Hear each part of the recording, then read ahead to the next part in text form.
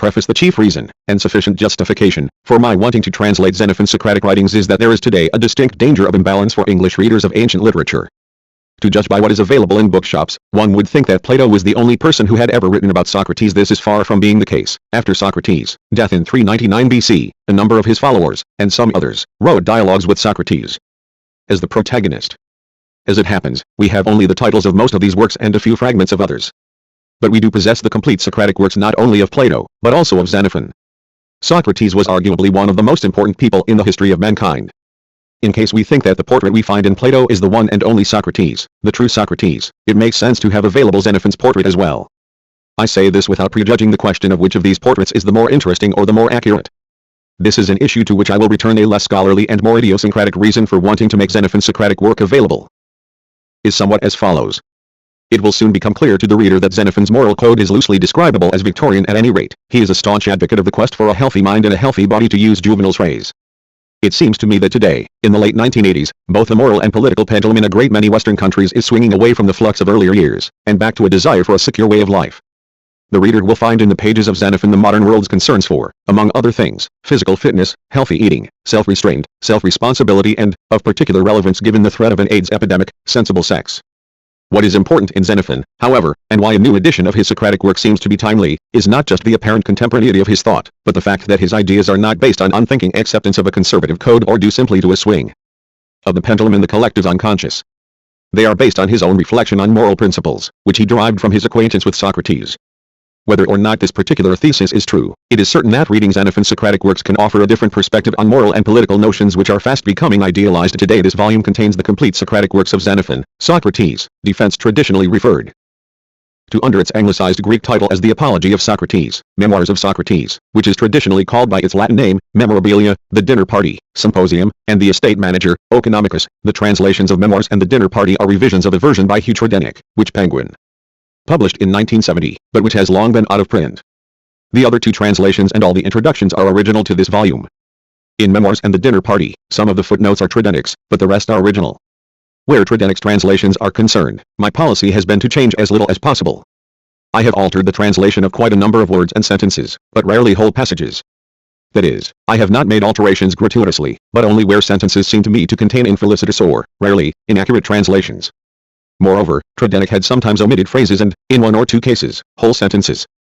One peculiarity of Tredenick's version is that despite being published in 1970, he appears to have used the first edition 1901 of E.C. Marchant's Oxford Classical Text. Although the better second edition should have been available to him, the second edition is a reprint of the first edition, but with emendations listed in an addenda et corrigenda section at the beginning of the book.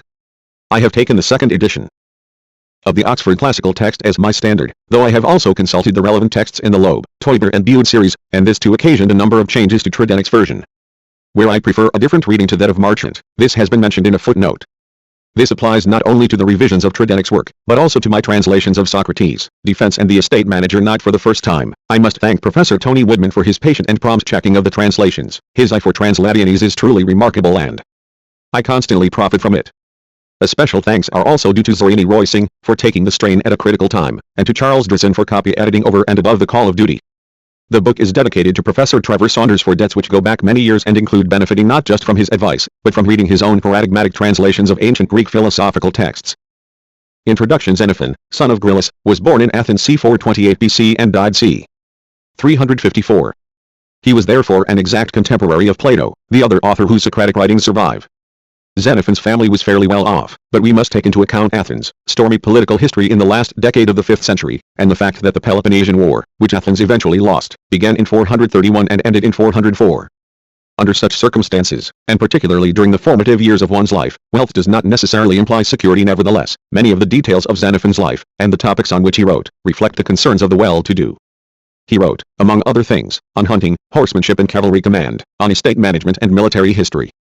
It is important to note this right from the start, so that when we find these topics peppering Socrates' conversations as reported by Xenophon, we avoid the temptation to think that these were Socrates' interests and experiences rather than Xenophon's. In 401 Xenophon left Athens, and soon afterwards he was formally exiled. What were the reasons for this official disfavor? The last couple of years of the 5th century saw a fervent return to democracy in Athens, following the arbitrary and tyrannical rule of the 30 oligarchs in 404-403. Quite possibly, then, Xenophon had, or had been suspected of, oligarchic inclinations. the historian Thucydides, whom Xenophon held in great esteem. Xenophon continued Thucydides' unfinished history in his Hellenica, or A History of My Times, as the Penguin edition has it, expressed admiration for the modern oligarchy of 411, and the young Xenophon too may well have been impressed by this form of government. Certainly his portrait of Thermanes, one of the leaders in 411, who was also appointed one of the 30 oligarchs in 404, is favorable. And further evidence of his sympathies may be found in his approval of the laws of Draco and Solon. Restoring the laws of Draco and Solon was the slogan of the oligarchs of 411. Moreover, Xenophon's life and writings reflect an admiration for Athens, enemy Sparta, and such admiration was often expressed by those in Athens who tended towards oligarchy. However, it is probably more true to say that Xenophon was not particularly passionate about politics. Rather, he commended the traditional virtues wherever he found them and, as a soldier, particularly the military virtues of Sparta. In his view, although Athens' past reveals these virtues, Sparta's present more closely conformed to the ideal. But when Sparta acted viciously, he was prepared to condemn it. The question of Xenophon's unpopularity in Athens cannot be separated from his association with Socrates. The duration and depth of this association can only be guessed, but it was there, and in a town as small as Athens was at the time it would have been well known. Not only were several members of Socrates' circle overt or covert oligarchs, but they were all, without exception, members of the upper classes, which in divided political times are always suspected of seeking dominion in one way or another. And the restored democracy was to put Socrates himself to death in 399. In short, while there are reasons to think that Xenophon was not especially committed to politics, the charges which led to his formal exile are likely to have been based on suspicions of oligarchic and pro-Spartan tendencies. The rest of Xenophon's life can be briefly chronicled. On leaving Athens in 401, he joined Cyrus the Younger's expedition to wrest the Persian throne from his brother Artaxerxes. The attempt failed. Xenophon chronicles the expedition and his own part in leading, if he is to be believed, the Greek mercenary troops back to Greece in Anabasis, published by Penguin as the Persian expedition. After a short period as a mercenary in Thrace, from 399 to 394, Xenophon fought for Sparta. However, it is not clear whether he actually fought against Athens in the Battle of Chaeronea in 394. For the next 30 years he lived, with his wife and 2 sons, the life of a country gentleman under Spartan protection, until he returned to Athens in 365, where he lived until his death. Not surprisingly, all his writing was carried on in the last, more secure, 40 years of his life. It should be noted that the process of publication was a far more haphazard affair than it is today, and it is arguable that Xenophon wrote chiefly for his own and his intimates' pleasure, and his sons' education. Where he crusades, however, as when he is defending Socrates, he doubtless wanted to reach as wide an audience as possible. All the same, he not infrequently completed books started many years earlier. The datable parts of Hellenica were written as much as 20 years apart. The first 2 books of memoirs were possibly written c. 380, but the last 2 books may have been as late as c. 355. The beginning of the Estate Manager, The Conversation with Critobulus, seems to be contemporaneous with the last 2 books of memoirs, whereas The Conversation with Ischomachus, as is evident to even a casual reader, is a later edition. Xenophon's writings have undergone variations in popularity. The Romans admired him a great deal and, for reasons that will become apparent, Europe in the 17th to 19th centuries found him edifying. In between, however, opinions have not always been favorable. Those ages and those people who dislike moral earnestness will not find Xenophon attractive. Xenophon's Socrates is bound to come across as one of those people who tell you how to live your life. This is particularly annoying when, like Socrates, they are right. Nor does good philosophy arise out of such an attitude. Philosophy should be a form of inquiry. It is generated by curiosity, as both Plato and Aristotle said. Xenophon's Socrates, however, is plainly more interested in conclusions than in the process of reaching them. Xenophon's literary style should become clear from the translations in this volume with little need for comment. At his best, and he is often at his best, he is plain and readable, though perhaps somewhat repetitious. At his worst he descends into awkwardness or embarrassing rhetoric. His eulogies too can be overdone. H.C. Laws and Cyropedia are good examples of this. He is neither as great a historian as Thucydides, nor as great a philosopher as Plato, though we will find philosophy wherever we look in Xenophon, nor as outstanding a writer as either of these 2. But he has a style which is all his own, whether one loves it or loathes it. He is informative and, when he tries, he tells a good story. And he does all this with writing which can afford pleasure and is always easy to read. Certainly, he is not an original thinker or writer. The conservatism of his thought is matched by the plainness of his style, and both are apparent on every page. But to us he is unique because he is our best and most accessible witness to events and attitudes without which our knowledge of ancient Greece would be considerably less. For more on Xenophon's style, see pages 55 to 9, 282-4. As already mentioned, Xenophon's own interests and experiences are reflected in his Socratic writings, and often even put into the mouth of Socrates. This raises the question to which I shall devote the rest of this general introduction: who was Socrates? Insofar as approaching this question involves considering Socrates' philosophy as described by Xenophon, I will reserve some of the discussion until later, when introducing memoirs. Here I shall outline the extant portraits of Socrates with a view to answering the question whether any one of these portraits is to be preferred as more accurate than the others. We have to rely on other portraits because, as must never be forgotten, Socrates himself wrote nothing, but perhaps only because writing was not widespread at the time. The first portrait which needs considering, and the only one which is contemporary with Socrates, is that of the comic playwright Aristophanes, who in 424 BC wrote Clouds and chose Socrates as one of the main characters. The play is great fun in it. Socrates is shown running a fee-paying school, teaching philosophical mysteries. The teaching is largely of rhetoric, to enable a person to argue an opponent down, even if the opponent has the morally stronger case. But Socrates and his students also researched subjects such as astronomy, geometry and meteorology. They have a novel and offbeat approach. A geometry lesson, for example, involves considering how many feet fleas can jump. Socrates and his students are also religious nonconformists, who substitute natural explanations for the traditional gods. They are ragged and dirty, work-shy, impecunious and thieving. What they concern themselves with is at best hair-splitting and time-wasting, at worst absurd and subversive. Fully to rehearse the arguments for and against regarding all or some of this as an accurate portrait of Socrates would be simply to repeat the work of Sir Kenneth Dover, in his edition of Clouds. The portrait is so starkly opposed to that of Plato and Xenophon that the issue is polar. Either Plato and Xenophon were engaged in a massive cover-up or Aristophanes is wrong. The former alternative is both difficult to entertain, and is disproved by other fragmentary evidence about Socrates, which also contradicts Aristophanes' portrait. Therefore, Aristophanes is not providing us with a true likeness of Socrates. What is Aristophanes up to then? The answer should already be clear from the timeless nature of some aspects of the portrait, though others are peculiar to ancient Greece. He is using Socrates as a figurehead for intellectuals of all types. The sophists and natural scientists of 5th century Greece are particularly represented. Socrates in Clouds is a catch-all character who displays features which popular prejudice and the collective's unconscious attribute to intellectuals. He can hardly, therefore, be used as evidence for what the historical Socrates was really like. There was considerable fear of intellectualism at the end of the 5th century. Aristophanes is playing up to that fear. We might still ask, however, why Aristophanes picked on Socrates. The answer is simply that Socrates was visible. Not only was he one of the very few native Athenian philosophers of the time, but his work carried him onto the streets, into the agora and other crowded meeting places. Athens was a small enough town for Socrates to have been easily recognizable by a large number of Athenians. It is noticeable that just about the only aspect of Aristophanes' portrait which can be securely attributed to Socrates is asceticism, albeit in the comically exaggerated form of scruffiness, which would, of course, have been his most visible trait as a said postscript. We should note the following possibility. In his symposium, Plato has Aristophanes and Socrates together at a party, and on good terms. Supposing this to be the truth, then Aristophanes' portrait of Socrates was mere jest, with little or no underlying malice. Nevertheless, both Plato, in his Apology of Socrates, and Xenophon, feel that Socrates was implicitly on trial as an archetypal intellectual, that is, a religious nonconformist, etc. This is precisely Aristophanes' portrait of Socrates, and Plato, at least, alludes to Clouds. No doubt the issue would have arisen in Socrates' trial anyway. But Aristophanes' Clouds cannot have helped if it was mere jest. Then, the joke turned extremely sour. There are other occasional comic references to Socrates, which, for the reasons discussed above, can be dismissed as unreliable evidence. There were also others who wrote Socratic dialogues. Among Socrates' disciples, apart from Plato and Xenophon, the following are known to have written such Socraticoi logoi: Aeschines, Antisthenes, Aristippus, Cebes, Crito, Euclides, Phaedo and Simmias. At the beginning of Defense, Xenophon refers vaguely to others who have written versions of Socrates' Defense. It is clear that writing Socratic dialogues constituted a minor industry and a subgenre of Greek prose literature at the time. It is also clear that there were even stock settings in which Socrates was portrayed. For instance, we have both Plato's and Xenophon's Symposium, Dinner Party, and their Apology of Socrates' Defense. It is less surprising, of course, to find that there were standard characters with whom Socrates was regularly portrayed as conversing. Since these would be the members of his circle, the probable nature of these Socraticoi logoi is something I shall come back to. For the present, it need simply be noted that we possess only a few disconnected fragments of most of them. Their evidence is, therefore, almost worthless for our present concerns, and we have to concentrate on the two major surviving proponents of the genre, Plato and Xenophon. Having dismissed Aristophanes' evidence, can we decide which of their portraits, insofar as they differ, is the more accurate? It would take a book in itself to list and fully discuss the points of similarity and difference between Xenophon's and Plato's portraits of Socrates. Here I restrict myself to more general argument. Let us start with the parameters. By Xenophon's Socrates I mean simply Socrates as he is found in any or all of the works in this volume.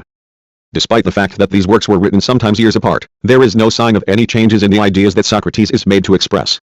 By Plato's Socrates, however, I mean Socrates as he is found in Plato's earlier dialogues. Few, if any, scholars would disagree that it is in his earlier dialogues that Plato approximates more closely to a portrait of the historical Socrates. Socrates remains the protagonist in some of Plato's later dialogues, but increasingly becomes a mouthpiece of Plato's own ideas. Here are four of the most important philosophical issues which make the point. A consideration of these issues will give us an idea as to the nature of Socrates and his thought, and also be relevant later, when we come to compare Xenophon and Plato. First, in Plato's early dialogue, Protagoras, 352 BE, 355 357 E, 358 BD. See also Meno, 77b 78a, Socrates provocatively denies the existence of akrasia, which may be roughly translated as weakness of will. It is the state that causes one to see the better course and approve of it, but follow the worse course, as Seneca's Medea would later put it. Socrates claims that everyone always follows the course which is perceived as better, and that no one can see a course as worse and yet follow it. People can be wrong, but this is an intellectual error, not weakness of will. That is, they can be wrong in what they perceive as good for themselves. In a later dialogue such as Republic, however, Socrates admits without argument that appetites and emotions can lead a person to act against even a perceived better course. Second, and most remarkably, there is no sign in the early dialogues of the standard Greek, pre-Christian tenet that it is acceptable, and even morally sound, to do good to one's friends and harm to one's enemies instead. Socrates argues in Crito, 49 AD that if someone does wrong to me, I should not do wrong back, and doing wrong is identified with harming in any way. However, in later dialogues, Socrates is made to mouth the standard tenet, for example Republic, 471b. Philebus, 49d, 3rd, the Socrates of Plato's early dialogues is content with trying to define moral terms. He is concerned with trying to find out what courage or justice are, for instance, but not with theoretical questions such as what properties they must have in order for me to be able to know them and even ask the question in the first place. His pungent method of questioning and his thoughts center entirely on getting people to try to change their lives for the better. In the later dialogues, however, Socrates is made to have an interest in metaphysics, the theory of knowledge, astronomy, mathematics, politics and a whole host of subjects foreign to the earlier Socrates. Fourth, and finally, with one or two outstanding exceptions, in Plato's early dialogues Socrates is constantly, both explicitly and implicitly, denying that he himself knows anything. From this profession of ignorance, Socratic irony, stems his questioning method, his mission to rid people of the illusion that they know anything important, and all his philosophy. Whether or not we think that this profession of ignorance is sincere, it is the cardinal characteristic of Socrates in the early Platonic dialogues.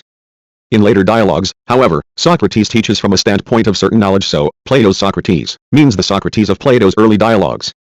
His portrayal of Socrates differs markedly from that of Xenophon. There are many differences of substance between the two pictures and, even where there are similarities, many differences of emphasis. I shall illustrate these differences of emphasis and substance using the four philosophical issues outlined above as both foundations and test cases. These four issues are important. The very fact that there are such differences between the earlier and later Platonic portraits makes it highly plausible to claim that here, if anywhere, we have a starting point. We can assume that the Socrates of the early dialogues is, if not the historical Socrates, who I believe to be irrecoverable. See below, at least Plato's version of Socrates. First, then, Plato's Socrates denies the existence of moral weakness, on the grounds that no one deliberately chooses what is perceived as bad for them. This is the famous Socratic paradox that no one deliberately goes wrong, which, given an ambiguity in the Greek, also means no one deliberately does wrong. This paradox goes hand in hand with another famous Socratic paradox, that virtue is knowledge. The two paradoxes are related in the sense that, if virtue is knowledge, then plainly no one can deliberately or knowingly do wrong, act unvirtuously. Where the paradox virtue is knowledge is concerned, we often find in Plato that this knowledge is assimilated to knowledge of crafts, virtue, and all its branches, courage, justice, etc. could and should have experts who have been taught and can teach others. Virtue has products, just as a cobbler's product is shoes. A virtuous person can explain his actions, just as a craftsman can. Like Plato, Xenophon has Socrates discuss moral weakness. He has Socrates claim that the basis of the denial of such weakness is that everyone acts by choosing from the courses open to him the one which he supposes to be most expedient, which is to say that no one deliberately goes wrong. In the very next paragraph he has Socrates claim that virtue is wisdom. And we find the craft analogy referred to here and there, so here we have a difference of emphasis.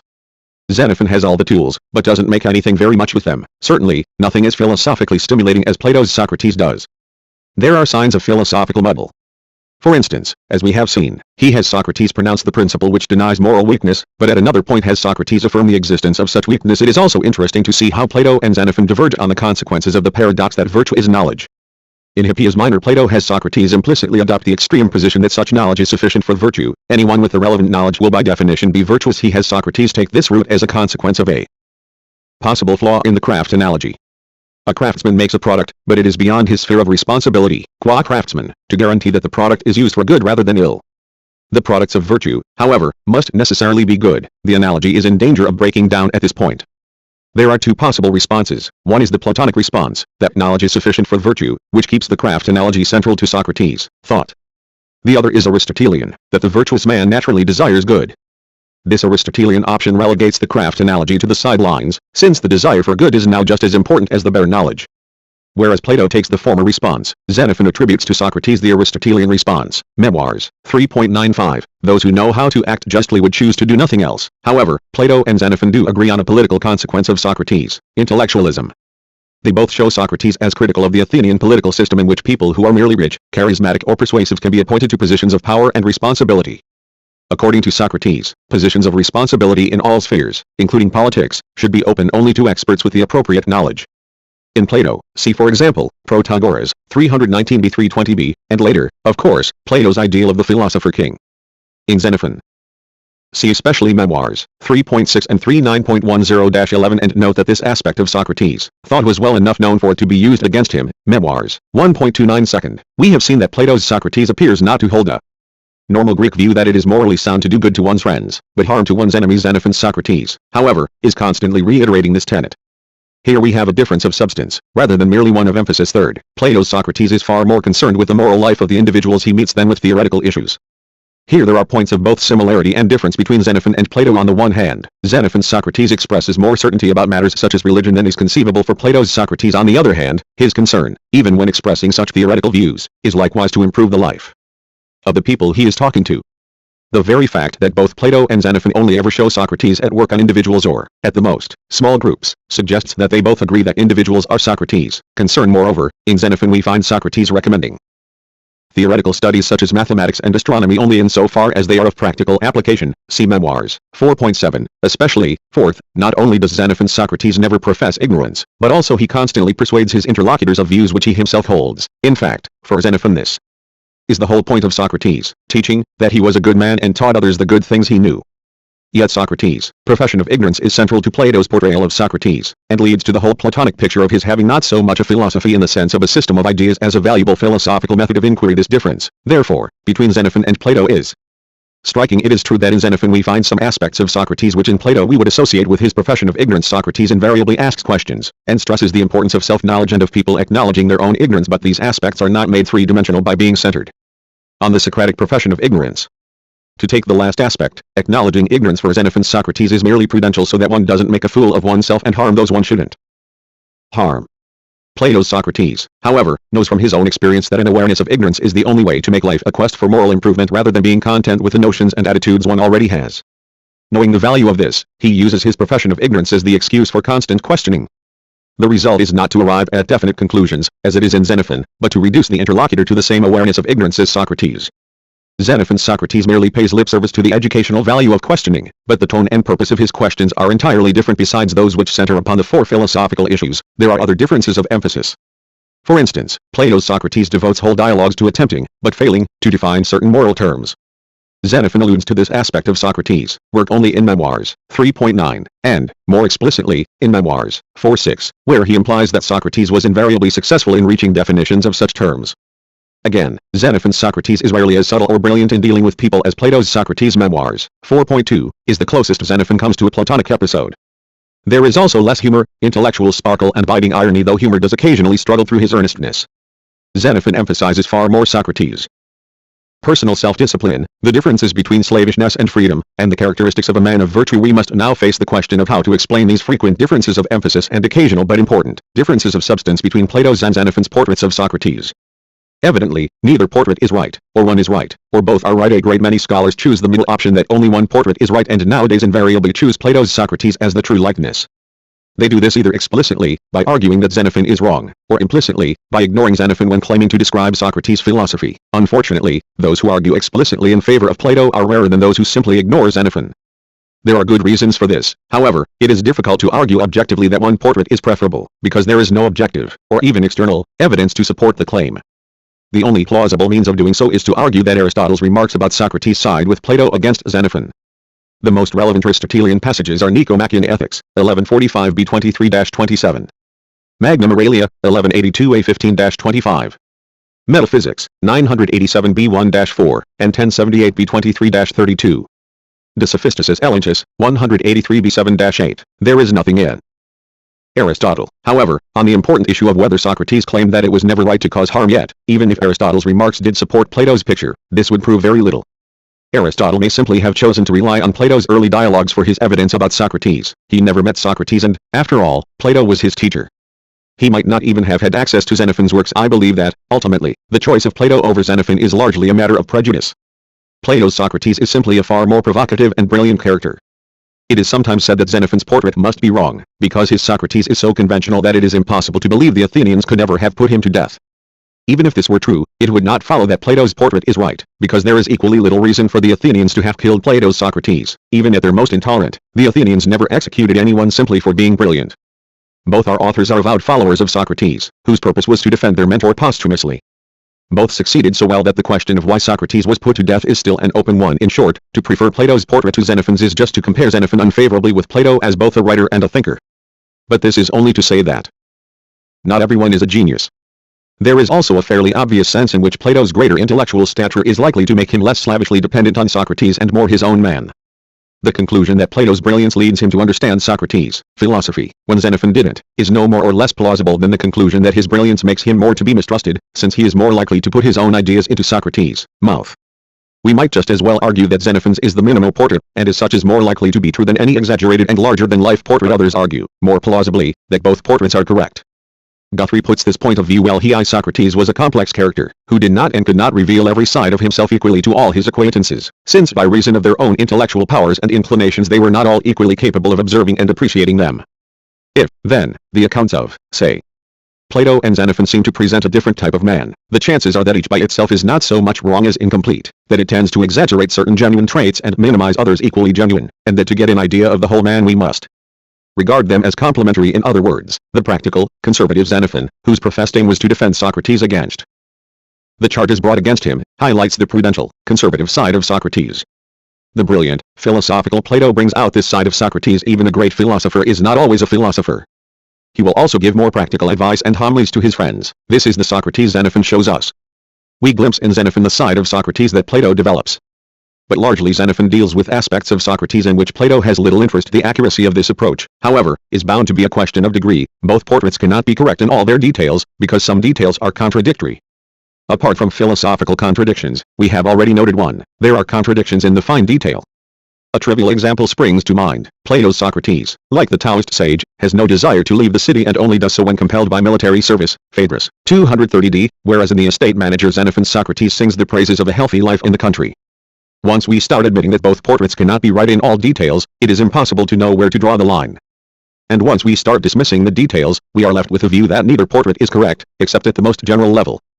This is the view to which I now turn for obvious reasons: the possibility that neither Xenophon's nor Plato's nor Aristophanes nor Aristotle's, etc. portrait is correct has not been highly favored. Nobody wants Socrates to become more invisible. But if that is the case, then we have to face it. Those who have taken this view, however, have invariably done so from a position of despair. I think, however, that we can be more positive. We can begin by reminding ourselves of some facts. First, Xenophon certainly put his own military, agricultural and hunting expertise into Socrates' mouth. Similarly, Plato in his later dialogues certainly put his own philosophical notions into Socrates' mouth. Is there any good reason to think that Plato was not doing the same in his earlier dialogues? On the contrary, there are good reasons for thinking that he was. I have already said that Socraticoi logoi constituted a genre of literature, since the surviving examples of the genre present us with startlingly different portraits of Socrates, and since the majority of the surviving examples, Xenophon's work and Plato's later dialogues, are clearly fictional, or factional to use the modern term for a blend of fact and fiction, then there is good reason for supposing that the remainder of the genre, Plato's early dialogues, was equally factional, that this was the nature of the genre. A parallel is provided by Xenophon's other biographical works H.C. Laws and Cyropedia, which are so eulogistic that no one denies they are faction. We mustn't suppose that our own more scrupulous standards of biographical accuracy apply to the seeds of biography at the start of the 4th century BC. We must similarly shed our modern preconceptions before we can understand the next point. Nobody supposes that Plato and Xenophon were actually present at all, or even the majority of the Socratic conversations they describe. But Xenophon, at any rate, does claim to have been present at some one of them. However, he certainly could not have attended. At the beginning of the dinner party, he claims to have been present, but since the dramatic date of this dialogue is 422 BC, when Xenophon was 8 years old at the most, he could not have been. The statement "one was there" is often a literary flourish to reassure the reader of the accuracy of what follows. It is a lie by our modern standards, but not by those of ancient Greece. I am not saying that Plato and Xenophon were not present at any of the conversations they report. But I am saying that the facts make it safer to regard their works as quasi-fictional accounts, what Socrates might have said, rather than what Socrates actually said. And as soon as the modality of might is allowed to enter, it is clear that we are dealing with subjective portraits rather than hard and true likenesses. In this context it must also not be forgotten that both Plato and Xenophon are partisan followers of Socrates. We can illustrate the subjective nature of the portraits as follows. We are fortunate to have not only Plato's and Xenophon's accounts of what Socrates said on Locke, but also that of another writer in the genre, Aeschines of Sphetus. Plato's occurs at Euthydemus, 279 c. 280a. Xenophon's at Memoirs, 3.914-15. And Aeschines, in Fragment 8a. The reader will by now probably not be surprised to learn that there is little immediate unanimity. Plato's Socrates denies the existence of luck altogether, in every walk of life, then he says, wisdom causes luck. Xenophon's Socrates conventionally describes luck as totally random. Aeschines, Socrates says that luck comes from the gods, but is not random, it is one of the gods' ways of rewarding good. Men no doubt one could argue for a reconciliation between these views, but that is precisely the point. The reconciliation would have to be at a higher, more general level than the particular ideas we find expressed in our sources to proceed by means of analogy. Suppose we assume, for the sake of argument, that the basic function of law is to preserve organized communities. It is evident that a wide variety of secondary rules can fulfill this primary function and that the differences between these rules can range from the trivial to the profound. Some communities choose to drive on the right, some on the left.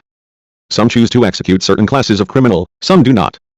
Even while communities may agree on the basic function of law, principle, they may disagree over their rules. Apply principle. In order to make sense of the idea that neither Plato's nor Xenophon's portrait of Socrates is correct, we need only assume that Socrates taught principle rather than applied principle.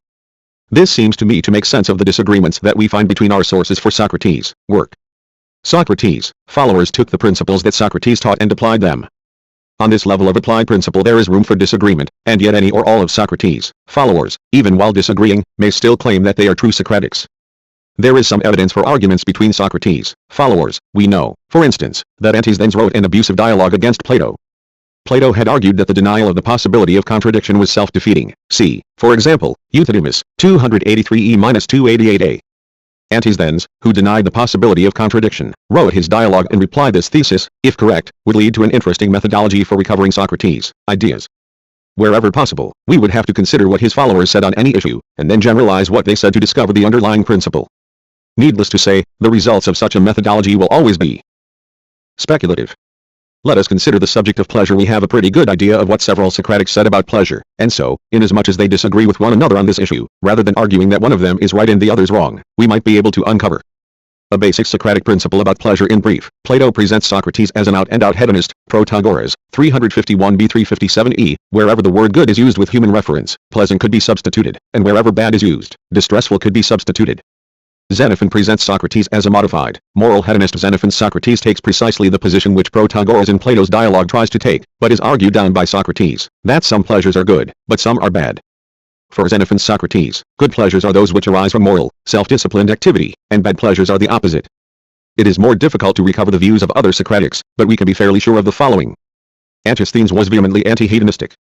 He comes close to Xenophon's Socrates when he says in the dinner party that his asceticism affords him greater pleasure than indulgence, but he adds a writer that he could wish that this were not so, since so much pleasure cannot be good for one. Later sources report Antisthenes as claiming that the only worthwhile pleasures are those derived from hard work, or even that he would rather go mad than feel pleasure. At any rate, it is clear that not only does Antisthenes not take pleasure to be the goal of life, but it is not even a yardstick of the goal of life, as it is for Xenophon's Socrates. As for Aristippus, it is difficult to separate his views on pleasure from those of later hedonists who claimed his authority. It is probable that he did not go as far as saying that a life of indulgent luxury was best, but that the views attributed to him at Memoirs, 2.1, are closer, that avoidance of trouble of any kind is pleasant and is the goal of life here. Then are 4 opinions on pleasure attributed to Socrates. Can we recover Socrates' actual views on the matter? There is little doubt that it was a Socratic principle that the goal of life, whatever it may be, must be beneficial to oneself as a human being. This raises a number of questions, such as what it is to be a human being, and what is beneficial for such a being. Now suppose, as regards the latter, Socrates had suggested that pleasure and its lack are natural or God-given guidelines as to what is beneficial for a person. This principle, or something like it, I believe, is what we are looking for. It is open to interpretation whether pleasure is understood as itself the goal of life, or rather as a concomitant of the goal of life. It is open to interpretation whether all or only some pleasures are worth pursuing. It is even possible to interpret the principle as denying that the goal of life is accompanied by pleasure at all. This view of Socrates as concerned only with the higher principles runs the risk of making him out to be a pontificating dogmatist. I am not claiming, however, that Socrates spent the whole time teaching in this way. Both Plato and Xenophon show him questioning most of the time, and that no doubt was his main activity. The advantage of questioning is that, if carried out consistently, it encourages others to think for themselves, to make up their minds about their own views. This is one reason, surely, why his followers came up with so many different applications of Socratic principles. Another reason, less historical, more philosophical, why one need not think that Socrates spent the 30 or 40 years of his mission spouting dogma is connected with the general nature of the principles he espoused. Because they are general, they have far more potential. They do not close doors by giving answers, but open them by being capable of being spelled out in many different ways. Hence, the picture of a dogmatic Socrates is wrong even if he did pronounce principles, because principles, as defined here, cannot be dogma. Moreover, such is the power of principle that someone like Socrates need not enunciate very many to generate. Lot of philosophical discussion, not only enough for the 30 or 40 years of his mission, but also enough for the next 2,500 years, so far. Socrates has often been compared with Jesus, but never, as far as I know, in this respect. Principle has the power to change the ways in which people think. Both Jesus and Socrates, in their respective ways, used principle to such effect. What I am trying to express here is not just the truism that ideas are powerful, but that certain ideas, general principles, can be called creative. They open things up and allow the minds of those who are receptive to them to expand into new areas, rather than merely to reformulate old areas. My view, therefore, is that Socrates taught principles, and these principles may be recoverable by a judicious abstraction from the extant Socratic texts. I should make it clear how this position differs from that of W.K.C. Guthrie, since it could quite easily collapse into Guthrie's view. Guthrie argues that details of thought found in the Socratic writings are attributable to the historical Socrates. I believe, however, that few, if any, of the details are so attributable. Where they are, it is because those details are in fact principles. Guthrie's methodology is bound to be subjective, especially where there are contradictions between details found in different Socratic writers. This detail strikes me as Socratic, so I'll accept it. That one does not, so I'll reject it. A methodology which attempts to abstract Socratic principle out of the Socratic writers, however, could be more objective. It could not only provide guidelines for Guthrie's methodology, but also account for the varying portraits of Socrates we receive in the different Socratics. As I had already said, however, certainty is impossible, and perhaps there is a sense in which historical certainty is unnecessary with figures like Socrates. To continue the parallel with Jesus, there are contradictions both of detail and of general portrait between the Gospels. Consider, for instance, the different accounts of his birth and his last words on the cross. But people who initiate events are what they become. From this point of view, while the argument outlined above has the consequence that the true Socrates starts to fade into invisibility, it might still be said that the true Socrates is the Socrates we see in Plato and Xenophon, despite and because of all the differences between the two portraits. But my conclusion, and my warning to the reader, is that you are more likely to learn about Xenophon in the following pages than about Socrates. Socrates, Defense, translated and introduced by Robin Waterfield. Introduction. It seems a good idea to begin a presentation of Xenophon's Socratic works with his Socrates, Defense, for two reasons. First, I suspect it is the earliest of Xenophon's Socratic writings. Second, it creates the opportunity to discuss the charges which were brought against Socrates at his trial. Since it is Xenophon's express purpose in his Socratic writings, especially memoirs, to defend his mentor against these charges, it helps us to be aware of them from the start. Socrates, Defense is a rather scrappy little work, but not without interest. It inevitably invites comparison with Plato's work of the same title, usually known as the Apology of Socrates. The comparison, however, does nothing to improve one's impression of Xenophon's piece. Plato is eloquent and often, in a wry, ironical fashion, extremely funny. He is also highly interesting philosophically. Xenophon lacks these qualities. Plato's work is longer, but has a narrower scope. He presents a version only of Socrates' speech at the trial. Xenophon's piece, however, falls into three parts. A. Socrates' thoughts immediately before the trial. B. Some of Socrates' speeches at the trial. But he takes more than the usual care to assure the reader that he is being accurate by constantly referring to Hermogenes, his source for the information. However, Xenophon's report of Socrates' speech at the trial is too brief and too full of Xenophontic themes to inspire confidence, and we must look to coincidences between his and Plato's accounts for any hope of historical accuracy. These points of coincidence are as follows. That the charges brought against Socrates were, as Xenophon states, point to that Socrates did not prepare a speech for the trial. Compare Plato, Apology, 17c. If this is historical, then the eloquence and rhetorical flourishes in Plato's version are clearly Platonic. 3. That, in some form or other, the divine, Socrates, inner voice, implied that he would benefit from the trial. Compare Plato, Apology, 40ac, 41d, that Socrates attributed part of the indictment to the fact that the divine communicated with him. Compare Plato, Apology, 39c, 5. That Socrates thought it better for him to die when he did. Compare Plato, Apology, 41d, 6. That Socrates referred to Chaerephon's consultation of the Delphic oracle about him. Compare Plato, Apology, 20e-21a, 7. That Socrates engaged in dialogue with Meletus in the course of the trial. Compare Plato, Apology, 24c-28a, 8. That Socrates refused, or all but refused, to propose a counter-penalty. Compare Plato, Apology, 36b-37a, that Socrates refused to escape from prison. Compare Plato, Crito, 10. That Socrates insisted that he had never wronged anyone. Compare Plato, Apology, 37. For instance, that Socrates made some reference to the view that those about to die gain prophetic powers. Compare Plato, Apology, 39c. 12. That Socrates compared himself to the legendary hero Palamedes. Compare Plato, Apology, 41b. It is chiefly the brevity and scrappiness of Xenophon's defense that lead me to regard it as the earliest of his Socratic writings. There are no hard and fast objective criteria for this view, however. The following facts are relevant, but not conclusive evidence. First, there are echoes in memoirs of defense, but which echoes which? In particular, whole sentences of defense are repeated more or less verbatim in memoirs. 4.8 Second, Memoirs, 1.1-2, constitutes a far more polished defense of Socrates.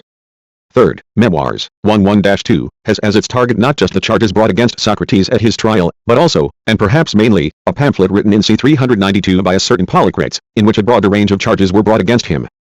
These factors incline me to think that it is an early piece, but we must take into account the fact that Xenophon refers to other versions of Socrates, defense, 1, and to the death of Anytus, one of Socrates' accusers.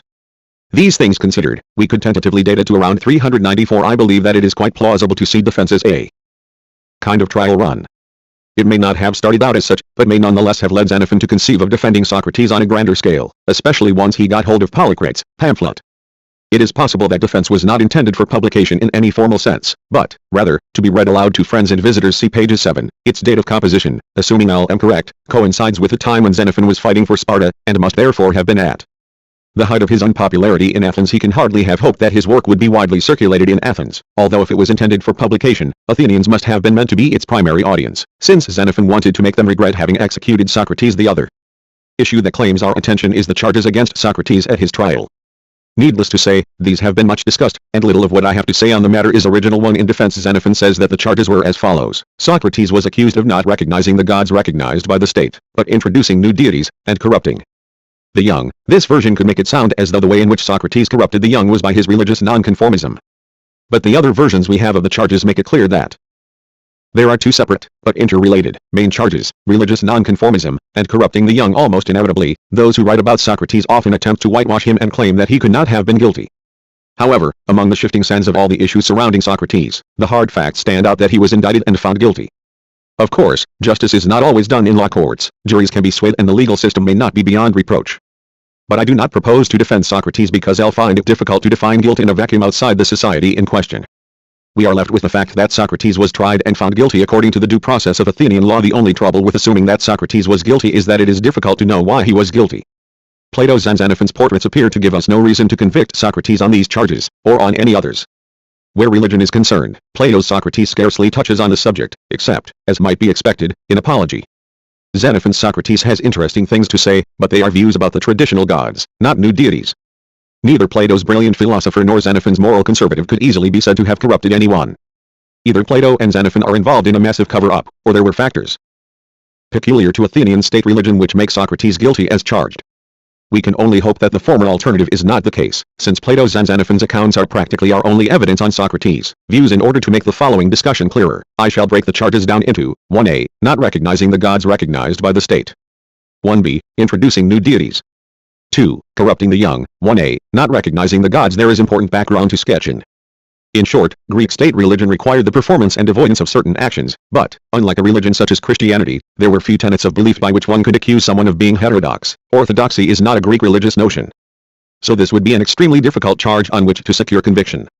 Moreover, our surviving evidence is that Socrates did perform and avoid the proper actions. It is clear, then, that the brunt of the charge of religious nonconformism lies in introducing new deities, 1b, rather than in not recognizing the gods. 1a. Law simply leads up to 1b. But before leaving 1a, we should note that the charge is couched in terms which would be highly emotive for an ancient Athenian. The Greek word translated recognize, acknowledge, would do just as well, is nomozyne, a verb from the noun nomos, which means custom, law, convention, tradition, or even society. Nomos, whether written down and codified as a legal system or present in the collective unconscious of the Athenian people, was the absolute foundation of Athenian society. And religion cannot be separated from the proper working of that society.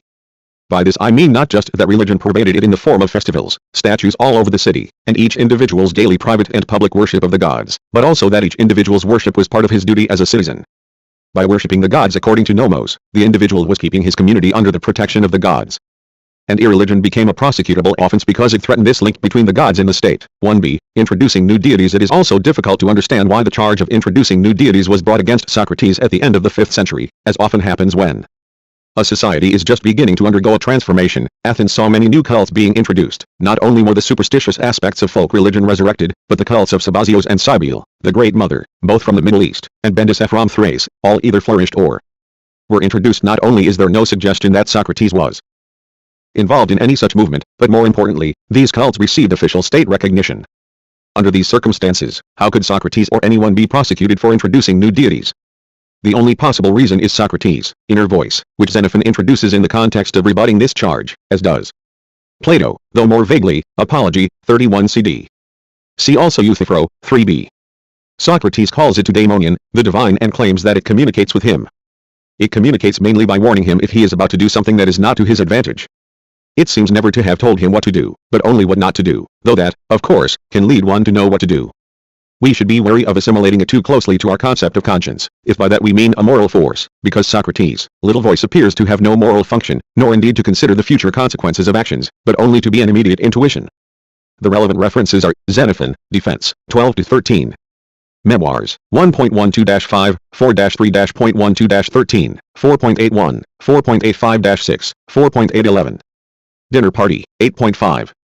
Plato, Apology, 31 CD, 40 AB, 41 D.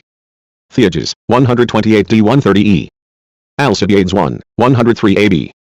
Euthydemus, 272 E. Republic, 496 C. Phaedrus, 242 B. Theaetetus, 151. And now, as we have already noted, both Plato's and Xenophon's versions of Socrates' defense agree that he attributed this part of the indictment to his belief that the divine communicated with him. We are, therefore, on reasonably safe ground in regarding this claim as historical fact. No doubt, in the nature of things, this belief of Socrates would not have been known to many people prior to the trial. But, during the trial, no doubt, the prosecutors could have made great play with it given Socrates' claim that the divine communicated with him. Was he guilty as charged? Xenophon says no. He says that Socrates was doing no more or less than any conventional Greek who consulted oracles and diviners. I think, however, that the prosecutors here have a stronger case than Xenophon. We have seen that the nomos of state religion is founded on the belief that the good of the community is paramount. Socrates, however, was claiming not just to be specially favored by the gods, as opposed to being just one member of the citizen body, but also that the communications he received were private and for his benefit alone. Defense 13, repeated at Memoirs, 1.14, is the only place in either Xenophon or Plato where the communications are said to be for the benefit of people other than Socrates himself, and I believe that here Xenophon is making a special plea in his eagerness to defend Socrates.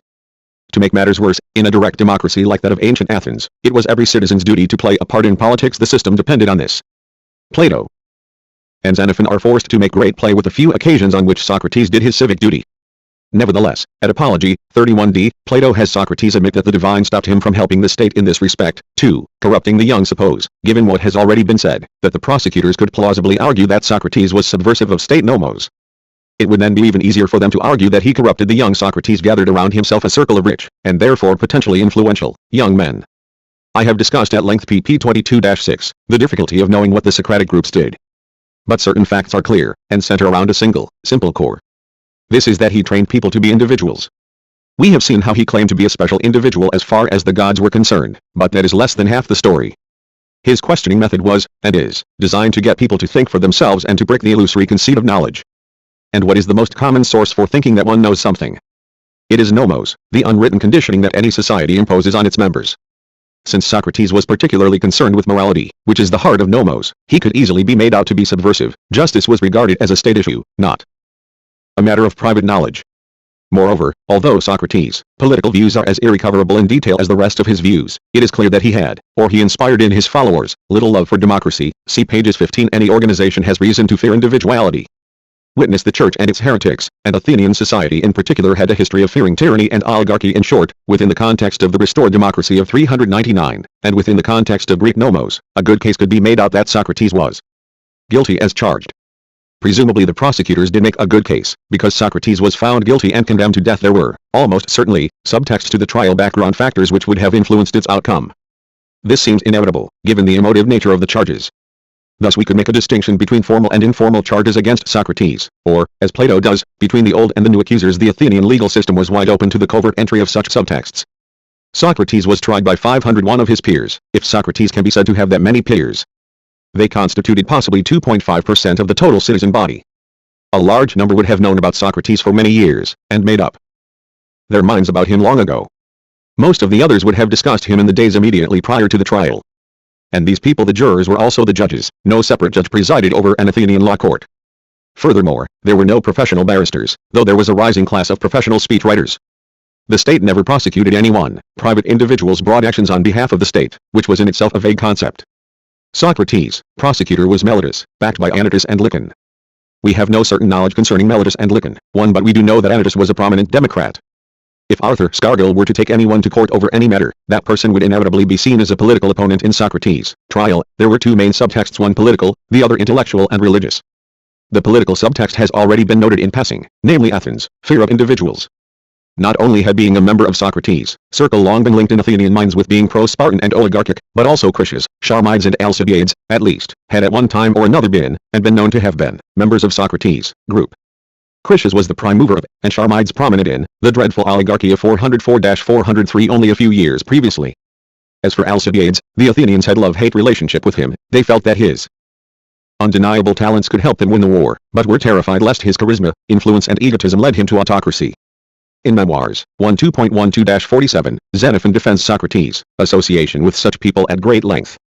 At the trial this could remain only a subtext because a general political amnesty had been granted in 403, of which Anytus himself was one of the promoters.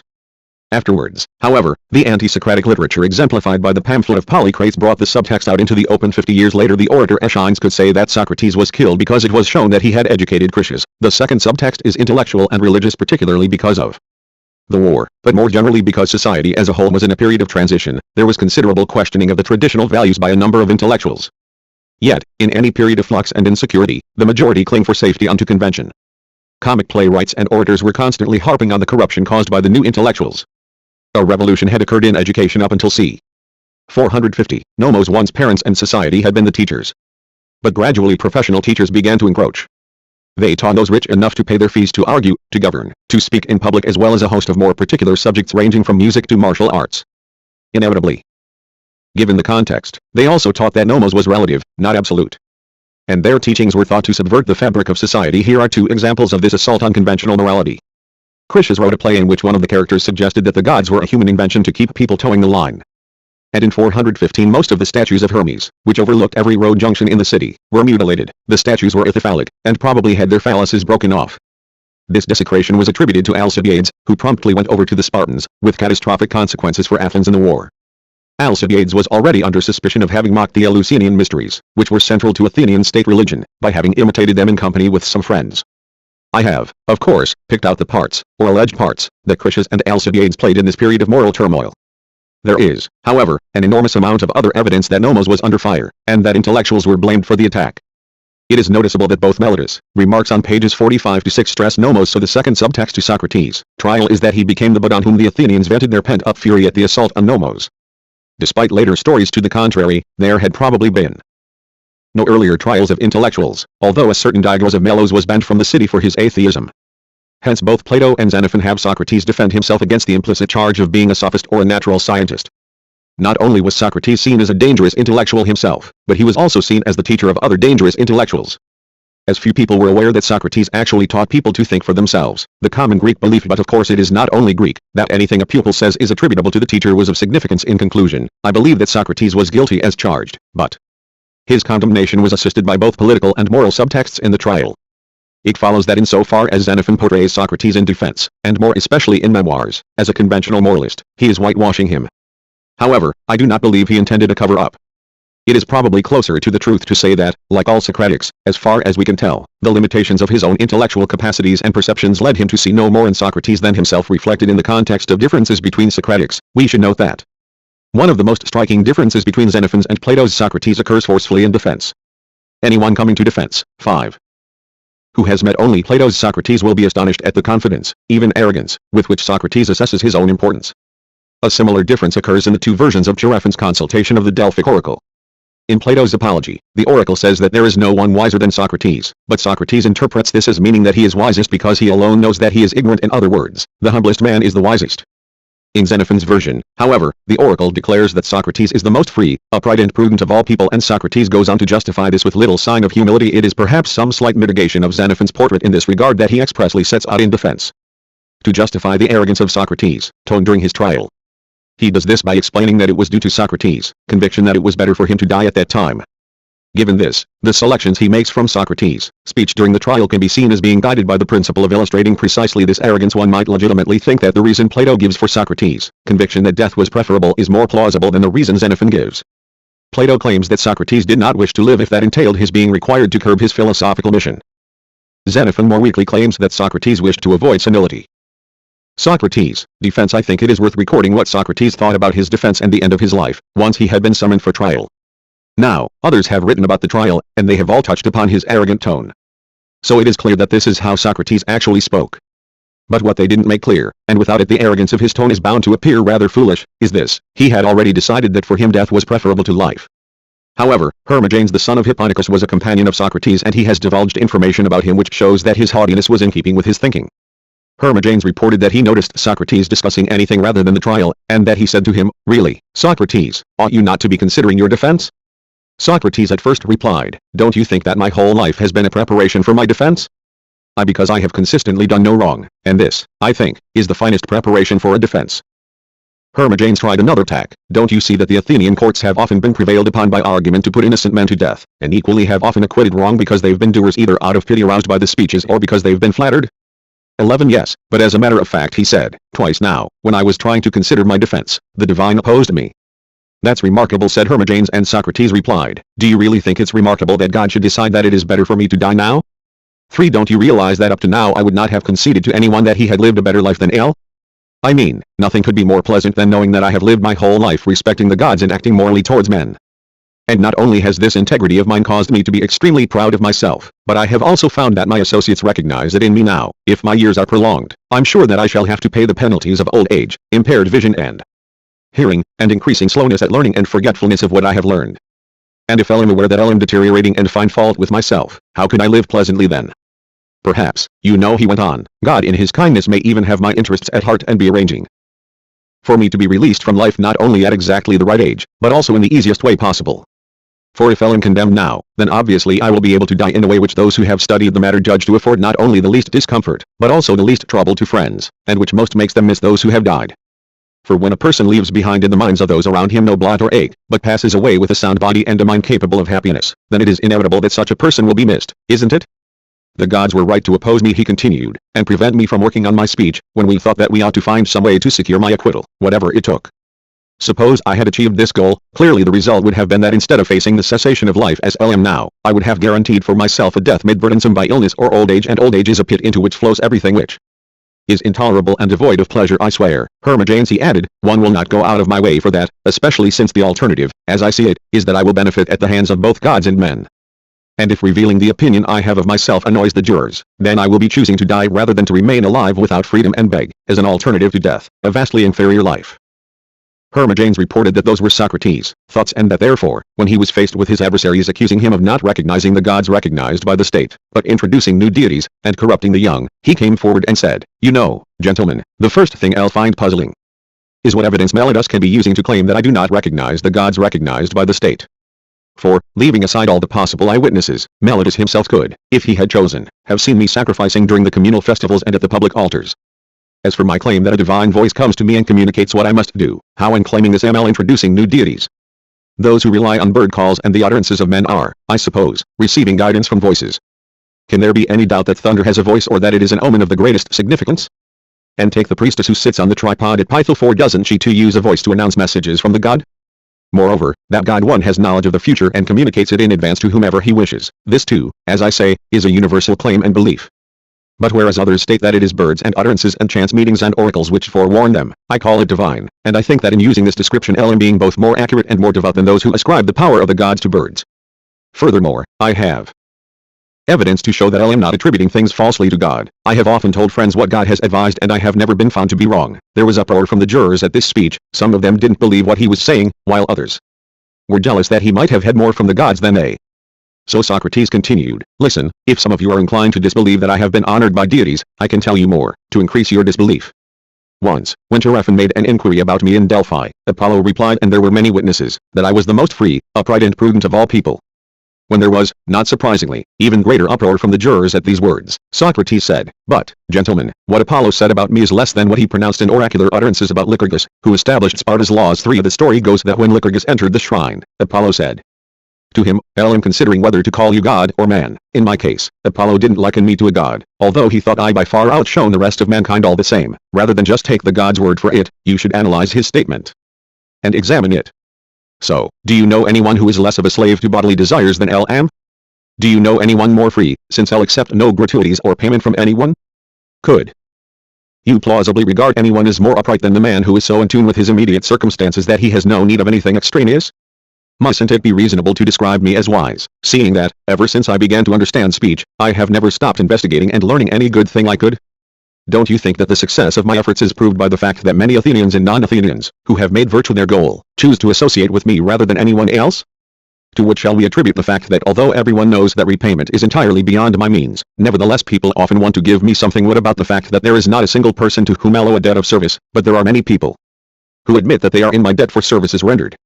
What about the fact that during the blockade, although others were filled with self-pity, I was no worse off than when the city's prosperity was at its peak? What about the fact that while others acquired their shop-bought luxuries at a high price, L arranged for greater, mental luxuries at no cost at all? Suppose that all I've said about myself is irrefutably true, doesn't it follow that I deserve congratulations from gods and men alike? But do you still claim, Meletus, that L am corrupting the young by these practices? Now, we know, of course, what corruptions the young are liable to. So you tell me, if you know of anyone who has stopped worshipping the gods because of me, or who has substituted arrogance for humility, or extravagance for economy, or drunkenness for moderate drinking, or flabbiness for exercise, or who has given into any base indulgence because of me. No, said Meletus, but I most certainly know of those whom you have persuaded to listen to you rather than to their parents. One admit it, said Socrates, at least where education is concerned. People know that I have made a special study of the matter. But when health is at stake, people listen to doctors rather than their parents, and all Athenians listen, as when the assembly meets, to those speaking the best sense rather than to their relatives. Don't you, after all, elect as military commanders, in preference to your fathers, in preference to your brothers, and yes, even in preference to yourselves, those who you think know the most about military matters? 1. True, Socrates, said Meletus, since that is both to our advantage and in accordance with custom, so don't you think it strange, Socrates continued, that whereas those who are outstanding at other activities get not only appropriate compensation, but even conspicuous recognition, L am prosecuted by you on the capital charge because there are people who think L am an expert at education, which is the greatest of human goods. 1. Now, obviously this was not all that he said, and his friends spoke on his behalf too. But I have not been concerned to report all the details of the trial. I am satisfied with having made it clear that, although Socrates considered it of crucial importance that he was neither irreligious towards gods nor did he give the slightest impression of being unjust towards men, he still did not believe that he should beg to be allowed to live, but indeed thought that the time had come for him to die. That this was his point of view became even clearer when the verdict went against him. In the first place, when he was told to propose a counter-penalty, he both refused to do so himself and forbade his friends to do so either, but claimed that to propose a counter-penalty would be an admission of guilt. In the second place, when his friends wanted to get him secretly away, he refused to go, but instead seemed to make fun of them, asking them whether they knew of some spot beyond Atticus' borders which was inaccessible to death. At the end of the trial, he said, "Well, gentlemen, there are two sets of people who must be conscious in themselves of a high degree of impiety and injustice: those who instructed the witnesses that they must, though under oath, testify falsely against me, and those who were prevailed upon to do so. But as for me, why should I have a lower opinion of myself now than I did before the guilty verdict? After all, it has not been proved that I committed any of the crimes mentioned in the indictment. It has not been shown that I sacrifice to any new deities, or swear by them, or recognize other deities instead of Zeus and Hera and their divine companions. Moreover, how could I corrupt the young by making endurance and economy second nature to them? Death is the prescribed penalty for acts such as temple robbery, burglary, enslavement and high treason, but even my adversaries do not accuse me of any of these deeds. So I am left wondering how on earth you gained the impression that any action I have done merited the death penalty, nor should the injustice of my death cause me to have a lower opinion of myself, for the shame falls not on me but on those who condemned me. The example of Palamedes, whose death was similar to mine, encourages me to think like this, for even now he inspires far greater eulogies than Odysseus, who unjustly put him to death. I have no doubt that the future, just as the past has done, will attest that I never wronged or harmed anyone, but benefited those I conversed with by freely teaching them any good thing I could. After this speech he was led away. His features, the way he held himself and the way he walked were all cheerful, which was in keeping, of course, with what he had said. When he saw tears on the faces of those who accompanied him, he said, "What's this? You're crying now? You should have realized long ago that ever since I was born I have been condemned to death by my nature. As it is, either L am facing death while blessings are still pouring in on me, in which case L and my friends obviously ought to be distressed. Or L am being released from life when troubles are in store for me, in which case I think you should all be glad at my good fortune. One of those present was Apollodorus, who was a great devotee of Socrates, but was not particularly bright. He said, "But the most difficult thing for me to bear, Socrates, is that I see you being unjustly put to death." Socrates, as the story goes, stroked Apollodorus' head and replied with a smile, "You're a good friend, Apollodorus, but would you rather see me put to death justly or unjustly?" Socrates is also said to have spotted Anytus passing by and to have said, "Well, here is a man who is swaggering as if he had achieved something important and excellent. He is having me put to death because when I saw that he was under consideration by the state for the most important offices, I suggested that he oughtn't to educate his son in a tannery. He's in a bad way because he apparently doesn't realize that, of the two of us, the one whose achievements are the more beneficial and excellent is the victor, and will remain so for all time. Moreover," he went on, "according to Homer, some people at the end of their lives have foreknowledge of the future. I too want to make a prophecy. My brief acquaintance with Anytus' son led me to believe that he was a person of some caliber. Therefore, my prediction is that he will not remain in the servile occupation his father has arranged for him. But because there is no one of principle to take him in hand, he will succumb to some base motivation and make considerable progress as a degenerate." This prediction of his was quite right. The young man became an alcoholic, spent his days as well as his nights drinking, and finally became utterly worthless to his country, his friends and himself. One so Anytus, even though dead, has acquired a bad reputation for bringing up his son badly as well as for his heartlessness. Socrates was so arrogant in court that he invited the jurors, ill will and more or less forced them to condemn him. Anyway, it seems to me that his fate was proper to one loved by the gods, because he both avoided the most difficult part of life and gained the easiest of deaths. His fortitude was obvious, since he had decided that death was better for him than further life. He showed no weakness in the face of death, just as he had never turned his back on any other good thing either, but awaited it cheerfully and discharged his final duty in good spirits. When I consider how wise the man was, and how high-minded, I am bound to remember him. And when I remember him, I am bound to admire him. If anyone in his search for virtue has encountered a more helpful person than Socrates, then he deserves, in my opinion, to be called the most fortunate of all men. Memoirs of Socrates, translated by Heterodenic translation, revised and introduced by Robin Waterfield. Introduction. The Memoirs of Socrates is Xenophon's major Socratic work. It is divided into 4 books of roughly equal length, which portray Socrates either conversing with one interlocutor after another or infrequently, delivering a homily. There are signs of some organization of the material. For instance, 1.1-2 makes a suitable introduction, and 4.8 a fitting epilogue. The second book is dedicated to showing Socrates dealing with his acquaintances, personal problems and affairs. The first 7 sections of the third book are devoted to public and military matters. But otherwise, the reader is often asked to jump from topic to topic, and from style to style, as he or she moves from one section to the next. Sometimes the lack of order is disconcerting. For instance, 4.2, 3, 5 and 6 show Socrates in conversation with one of his followers. Euthydemus 4.2 is a good introduction to this sequence, since it shows how Socrates attracted Euthydemus in the first place. 4.3, 5 and 6 could come in any order, since they merely show Socrates at work on various topics, and Euthydemus is a stand-in for any of his followers. But the 4 sections all belong together, so why are they interrupted by 4.4, which is a conversation with Hippias, the sophist from Elis? 1. It may well be that the arrangement was not the work of Xenophon himself, but some later editor, who collated the anecdotes.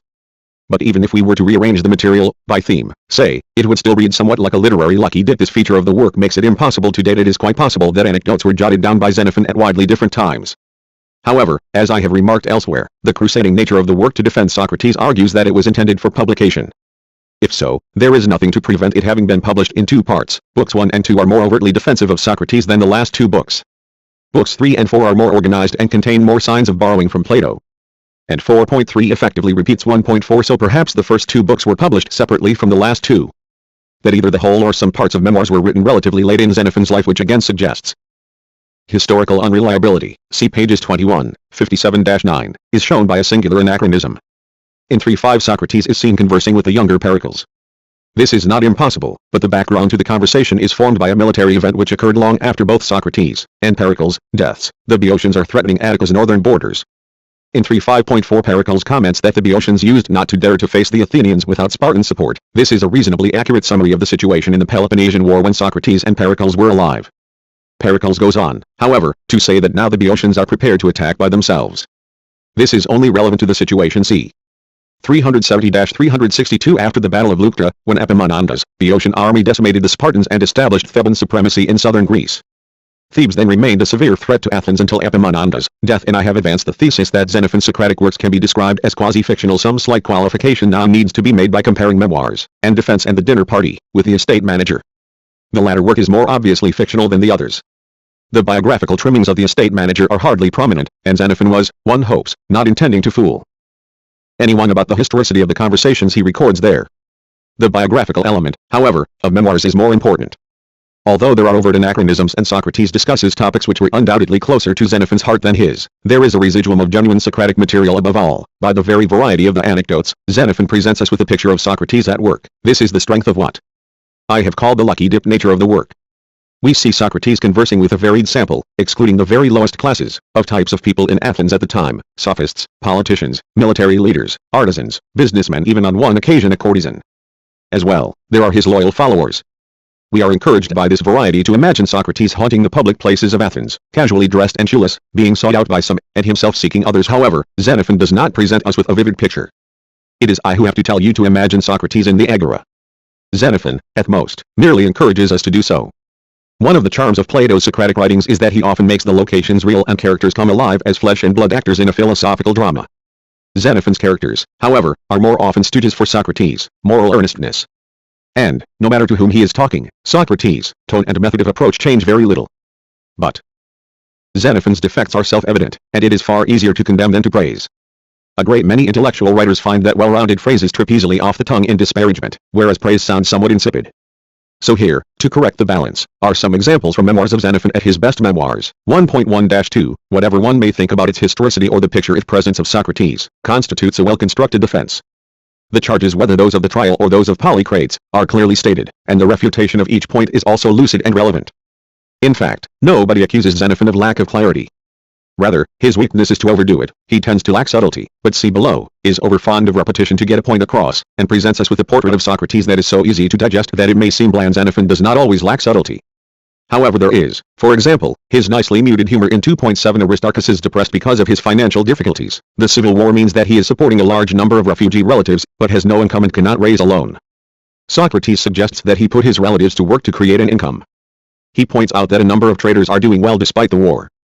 The humor here lies in the obvious practical soundness of the advice, which Aristarchus had failed to think of as a solution to his problems. Aristarchus is an aristocrat, he expects a ready-made income from his estates, and that is why he had not thought of this solution himself.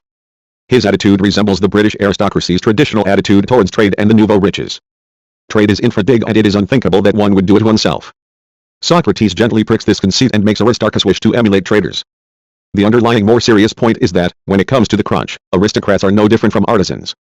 Furthermore, it is interesting to note how, although Xenophon is not in this passage overtly defending Socrates against any of the charges against him, nonetheless he does place him in the Preface at a time when this was a democratic stronghold, a clever, indirect rebuttal of the accusations that Socrates was an oligarch. Thus Xenophon's defense of Socrates is not always crudely obvious. Other elements of the defense are taken in subconsciously by the reader, so 2.7 portrays Xenophon's Socrates as having the provocative sense of humor which we find more obviously in Plato. It is possible, without too much effort, to take quite a few of the dialogues in this vein. The trouble is that the frequent ponderousness of Xenophon's style tends to obscure such humor. But sometimes the pricking of conceits is overt, as when Socrates is dealing with the pretensions of would-be military leaders or Glaucon's political aspirations. Memoirs 3.6 shows that Xenophon is also occasionally capable of accomplished characterization under Socrates' ironic prodding. Glaucon moves from vanity to evasiveness born of uncertainty, and finally to realization of the enormity of the task he faces and his own inadequacy. He cannot even manage his uncle's household, so how does he expect to manage the whole city? Again, of course, there is an underlying serious point that Athenian politics requires knowledge and expertise, and not another amateur demagogue. Other good examples of characterization of the interlocutor are 2.1 Aristippus, 3.11 Theodote, and 4.2 Euthydemus. Many readers of memoirs, in fact, think that 4.2 is the pick of the entire work. It achieves an almost platonic blend of scene setting, characterization, wicked humor, and philosophy. In short, a reader with a sense of humor and a little charity will probably find quite a bit to enjoy in memoirs, if he or she does not try to read too much at a time. Indeed, it is important to appreciate that a sense of humor can change one's reading of Xenophon. Consider, for example, Memoirs 2.5, where Socrates suggests that the value of friends can be assessed in strict financial terms. The idea is likely to seem rather obnoxious, unless one assumes that Socrates has his tongue at least partially in his cheek in considering Xenophon's style. Some comment must be passed on one of the most noticeable features, his constant assurances to the reader that his information for these Socratic conversations is reliable. In Memoirs he uses several phrases to convey this impression. Sometimes he actually claims to have been present at the conversation. More often he says something like, "One know that he had the following conversation with." Only once does he refer to a source for the information. 4.8 The majority of the dialogues or homilies are simply presented as factual by the method of confidently plunging the reader straight into The conversation, "This is what he said to," is the style, and it is, of course, scarcely different from the "one know that" formula I have mentioned in another context. That Xenophon's claim to have been present at the occasion recorded in the dinner party is demonstrably false. This fact alone goes a long way towards undermining any confidence that these reassurances to the reader are guileless. Moreover, although Greek memories were generally better than ours, since they rarely relied on the written word, no Greek's memory was good enough to recall so accurately that many conversations, and this applies not only to Xenophon, but also to his putative sources. There is no indication that, when Xenophon left Athens in 401, he knew he was not going to return for 36 years, nor can he have foreseen Socrates' trial and death. So why, before leaving, should he have bothered to go round all Socrates' friends and take notes on their conversations with Socrates? Is it really possible to imagine Xenophon as a silent witness to so many of the conversations, especially the more personal ones in Book 2, such as Socrates ticking off his son Lamprocles? There is a sense in which Xenophon's lack of characterization of the interlocutors suggests that they are mere literary artifices, rather than recreated participants in a historical discussion. And sometimes the interlocutor becomes anonymous one of his companions, or the like. 3.1-3, 314. Once the floodgates of doubt are opened, there is no stopping extreme skepticism about Xenophon's claim to historical veracity. Nor would he be the only writer to use this literary device. Recent work has suggested, for instance, that the historian Herodotus' claims to be an eyewitness are invariably examples of exactly the same artifice, namely to reassure the reader of the accuracy of his account. Given what I have already said about the loose organization of memoirs, it would make little sense to discuss the work chapter by chapter. A thematic discussion, Socrates on religion, Socrates on self discipline, etc. would be possible, but I propose, for the purpose of this brief introduction, to restrict myself to a single broad topic. A conclusion to be drawn from the discussion of pages 9 to 26 is that we should not expect Xenophon's Socrates to be anything other than Xenophon's ideal in dramatized form. The values and character of Socrates are really those of Xenophon. But what are Xenophon's moral values? The phrase which recurs throughout memoirs and the other works in this volume, and which sums up Xenophon's ideal, is truly good. What is it, in Xenophon's view, to be truly good? The Greek phrase for truly good is kalos kagathos, but this gives us little insight, since it is as vague a phrase as the English words used to translate it. It is a compound formed of two common commendatory adjectives, kalos, fine, and agathos, good. The phrase literally means fine and good. Both kalos and agathos can be used extremely widely. Kalos refers to physical attractiveness, but also to moral goodness and the appropriateness of anything, animate or inanimate, in its setting. Agathos does not, in Xenophon's time, directly refer to external qualities, but has much the same extension as the English good, which we use for everything from moral goodness, he's a good man, to utilitarian value, that's a good knife. Both terms are discussed in Memoirs 3.8 and Xenophon did not invent the phrase, though the abstract noun kalokagothia, true goodness, first occurs in his works. Yet its past history is of little help in understanding its use in Xenophon, since, not surprisingly, what one person sees as true goodness, another does not. However, it is generally true to say that before Xenophon it was applied as much to external as to internal qualities. Until recently, a reasonable English translation was gentleman, with all its connotations of correct behavior and a certain moral code, usually backed by wealth and standing in the community. In order to see what Xenophon means by the phrase, then, we must see how it is spelled out. Here is a thorough, but not necessarily complete, list of its occurrences in Memoirs 1.16, 1.2.2, 1.2.7, 1.2.17, 1-2.23, 1-229, 1.248. 1.311, 1.51, 1.5-14, 1.613, 1.614, 2.120, 2.316, 2.616-28, 2.98, March 5, 15, 3-9-, 4.3.95, 4.223, 4.71, 4.811. A survey of these passages in their contexts reveals that a truly good person, like Socrates, has the following qualities: 1. Freedom, as opposed to slavishness, as a result of self-discipline. Certain knowledge and a certain degree of education. 3. The ability to make good friends and get on with people. The ability to do good to friends, and harm to enemies. 5. The ability to manage one's estate and, if need be, one's country. 6. The ability to do good to one's country. 7. The traditional virtues, such as wisdom, justice, self-control and piety. In Socrates' case, there is an 8th item, the ability to teach and make others truly good. This list constitutes a summary of Xenophon's values. I have restricted the references to Memoirs, but the conversation with Ischomachus in the estate manager is important corroborative evidence. Socrates goes in search of a truly good person, finds Ischomachus and learns from him how he has earned this description. The emphasis in the estate manager is inevitably on the ability to manage one's estate, but all the other features of the list, including the ability to teach, play a part. The fact that Ischomachus is obviously the type of a country gentleman reminds us that Xenophon's kalos kagathos is never far removed from that conception. Indeed, one might almost say, were it not for Socrates' poverty, that Xenophon is portraying him as a country gentleman. There is a sense in which freedom is almost synonymous with true goodness, in Xenophon's mind. Thus, for instance, knowledge of certain truly good things is a mark of a truly good person, but ignorance of them is equated with slavishness. Further, all the abilities numbered 3 to 6 in the list are contrasted at 2.118-20 with lack of self-discipline, which is often described as slavishness.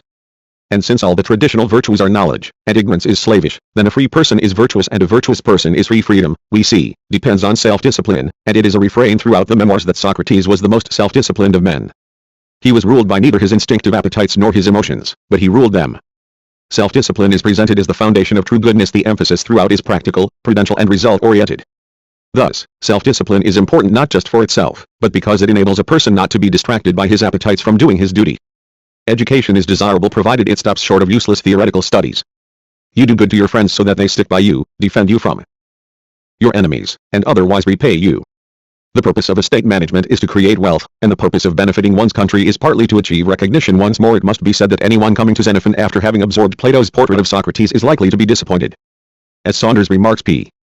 16, there is nothing here to make the blood race, and, in Xenophon, Socrates' strong point is massive horse sense, not philosophical acumen. But it is arguable that Xenophon's portrait provides a useful, and not entirely false, counterbalance to Plato's. On the whole, Plato's Socrates is otherworldly. He wants to help people to act well, but otherwise is not concerned with the things of this world. The best summary of his attitude is given in a late dialogue, Theaetetus. In the course of a long, brilliant and often savage comparison of philosophers with the worldly wise 172 c. 177b, Plato has Socrates describe philosophers as free, while other men are slaves, and is unaware of trivial day-to-day events. At one point he says, 175 d. 176a, so there are the two types, Theodorus. There's the one you call the philosopher, whose upbringing has been genuinely free and unhurried, and who can't be blamed for looking simple and being useless when he is confronted with menial tasks if, for instance, he doesn't know how to make the bed or sweeten a sauce or a flattering speech. Then there's the other one, who can do all these things keenly and quickly, but who doesn't know how to strike up an elegant and free-spirited song, nor how to play his part in the harmony of discussion and properly celebrate the life of gods and happy men. This, as I say, is from a late dialogue, but it is not untrue to the spirit of earlier dialogues. At Gorgias, 521 c. 522e, for instance, Socrates admits that he would be useless in court. If he were brought to trial, it would be like a doctor being accused by a confectioner before a jury of children. Now, no doubt Socrates in his philosophical moments was impractical. More importantly, no doubt it was the philosophical side of Socrates that someone like Plato saw and valued, or that Socrates himself revealed to pupils like Plato. But there is no reason to think that Socrates was always like that, and would not have been seen by a follower like Xenophon as teaching prudential goals. It is quite possible that Xenophon's innate conservatism has to a large extent colored his descriptions of Socrates' practicality. But perhaps Socrates did teach practical goals too. If there is any reluctance to accept this, it is, I suspect, largely due to the ethical dichotomy enshrined in our Western conditioning as ye cannot serve God and mammon. This is certainly a view to which Plato would subscribe, and he would probably dismiss Xenophon as a mammon server. But there is no reason to think that Socrates accepted the dichotomy. The Socratic principle underlying both Plato's and Xenophon's descriptions of Socrates' ethical thought is that virtue is knowledge of what is good for oneself. This principle, which is universally recognized by commentators on Socrates and has been called moral egoism, is, as with all Socratic principles, open to interpretation. To Plato, what is really good for oneself is to shun the world as much as possible. To Xenophon, the principle is a reflection of traditional morality. We must, however, be wary of directly equating the God-mammon dichotomy with the Plato-Xenophon dichotomy. There is a middle way, which, arguably, is reflected in both Plato and Xenophon, namely, to be in the world, but not of the world. This requires some explanation. Broadly speaking, philosophical predecessors had, by a process of reductionism, attempted to make the world comprehensible. Instead of viewing it as the playground of fickle, or at least unintelligible, gods, they tried to see the world as explicable by as few physical elements and processes as possible.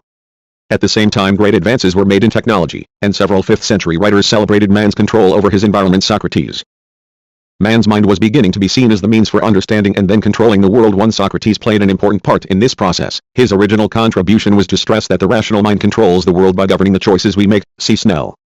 Pages 182 ff. People had always made decisions, of course, but Socrates put such decision-making firmly within the province of reason, rather than, for example, passion or appetite. This is evident particularly in his denial of acrasia, and in the emphasis on self-discipline more prominent in Xenophon than in Plato. To take a simple example, suppose L am offered a 6th glass of wine at a party. The denial of acrasia means that, whether L accept or refuse it, the choice will be dictated by what I believe to be good for me. 2. And self-discipline means that I will probably choose to refuse the wine. Again, in both Plato and Xenophon, Socrates emphasizes that deliberate, knowing action preferable to involuntary action, and in Xenophon, at any rate, involuntary action, which is based on ignorance, is described as slavish.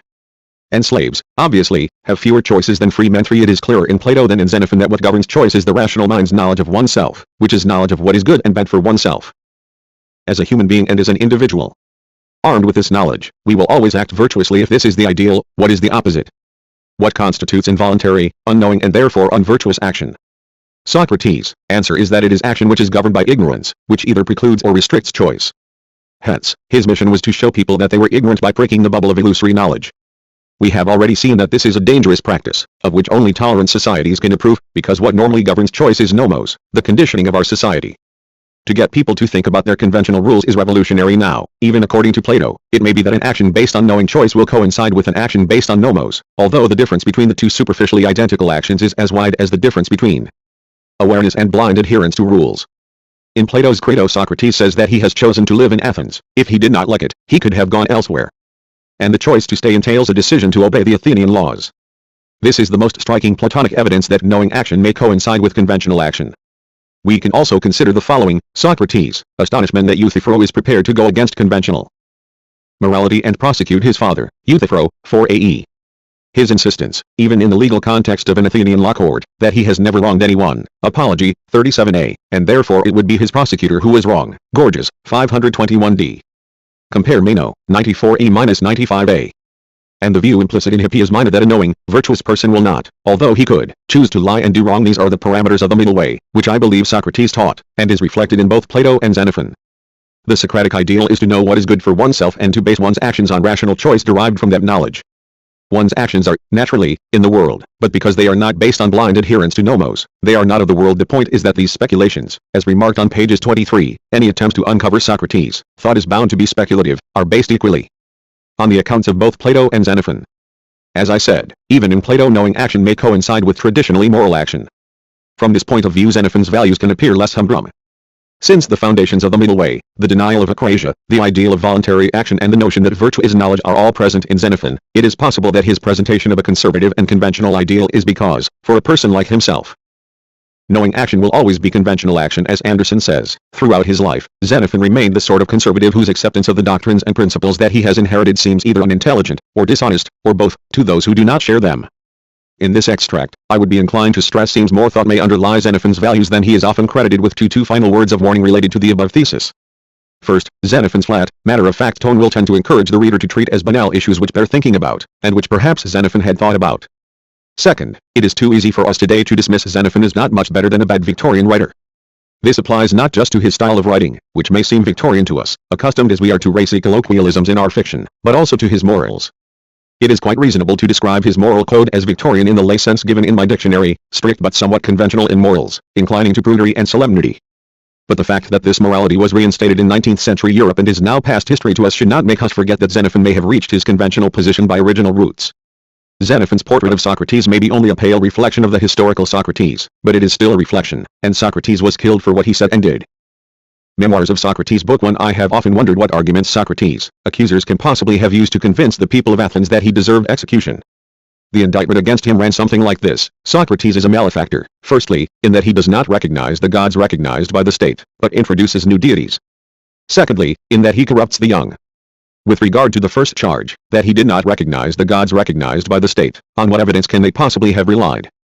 Everyone could see that he sacrificed regularly at home and also at the public altars of the state. And he made no secret of using divination. In fact, it was common gossip that Socrates claimed that the divine communicated to him. This, I'll imagine, was the chief reason for accusing him of introducing new deities. Yet he was no more heretical than any other people who believe in divination and rely on portents and omens and chance meetings and sacrifices. They do not suppose that the birds they see or the people they meet know what is the right course for those who are consulting the diviner. They believe that these things are simply means used by the gods to communicate, and Socrates took the same view.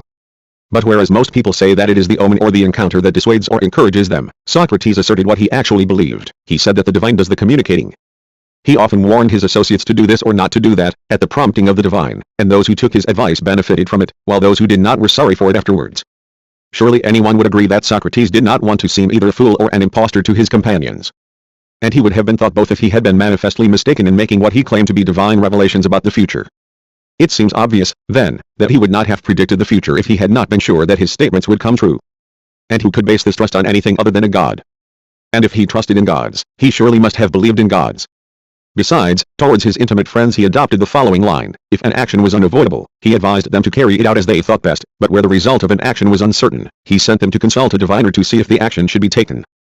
He said that anyone who proposed to run an estate or a country efficiently needed the help of divination.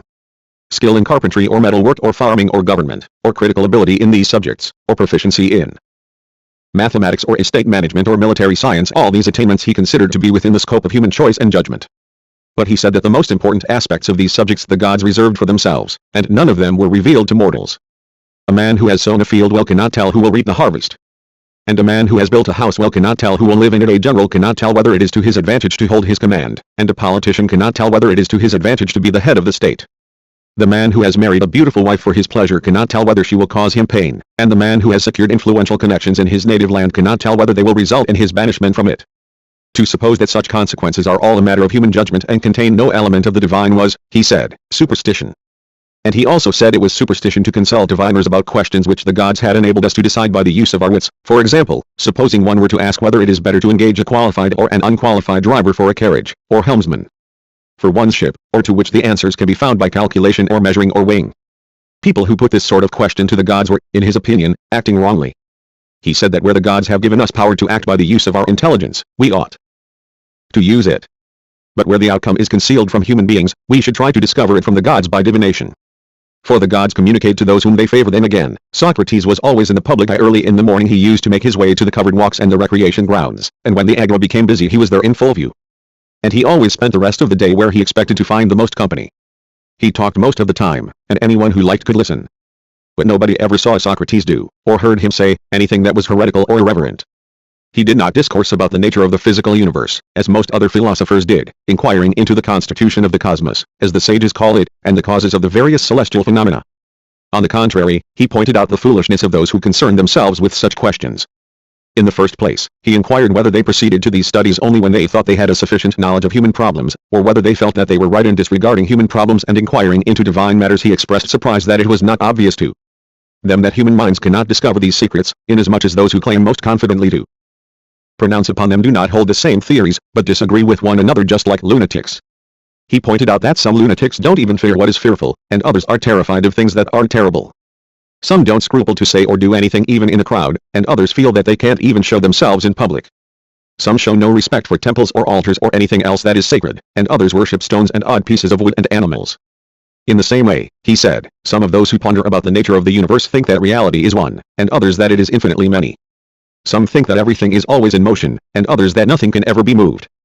Some think that everything comes to be and passes away, and others that nothing can come to be or pass away. He also raised this further question about them, whether, just as those who study human nature expect to achieve some result from their studies for the benefit of themselves or of some other selected person, so these students of divine matters expect that, when they have discovered the laws that govern the various phenomena, they will produce at will winds and rain and changes of season and any other such required effect. Or whether they have no such expectation, but are content with the mere knowledge of how these various phenomena occur. That is how he spoke about people who occupied themselves with these speculations. He himself always discussed human matters, trying to find out the nature of piety and impiety, honor and dishonor, right and wrong, sanity and lunacy, courage and cowardice, state and statesman, government and the capacity for government, and all other subjects the knowledge of which he thought marked truly good men, while those who were ignorant of them might fairly be called slavish in so far as his views were not clearly known. It is no wonder that the jury formed a wrong estimate. But is it not extraordinary that they should have taken no account of what was common knowledge? On one occasion, when he had been elected to the council and had taken the councillor's oath, which included the clause one will act in accordance with the law, he was chosen to preside in the assembly. The people were bent on putting Thrasyllus and Aracines and all their colleagues to death by a single resolution in defiance of the law. But Socrates refused to put the motion to the vote, although the people were angry with him and a number of influential men threatened him. He thought it more important to keep his oath than wrongfully to curry favor with the people and defend himself against intimidation. He believed that the gods care for men, but not in the way that most people believe they do. They suppose that the gods know some things but not others. But Socrates believed that they know everything, both words and actions and unspoken intentions, and that they are present everywhere and communicate to people about all kinds of human affairs. So I cannot understand how the people of Athens were persuaded that Socrates was heretical in his religious beliefs, when he never said or did anything irreverent, but on the contrary, in his relationship to the gods, said and did only what was recognizably consistent with the deepest reverence. It also seems extraordinary to me that any people should have been persuaded that Socrates had a bad influence upon young men. Besides what I have said already, he was in the first place the most self-disciplined of men in respect of his sexual and other appetites. Then he was most tolerant of cold and heat and hardships of all kinds. And finally he had so trained himself to be moderate in his requirements that he was very easily satisfied with very few possessions. So if he himself was like this, how could he have made others irreverent or criminal or greedy or sensual or work-shy? On the contrary, he rescued many from these states by inspiring them with a desire for goodness and offering them hope that, if they took themselves in hand, they would become truly good. At the same time, he never undertook to teach how this could be done.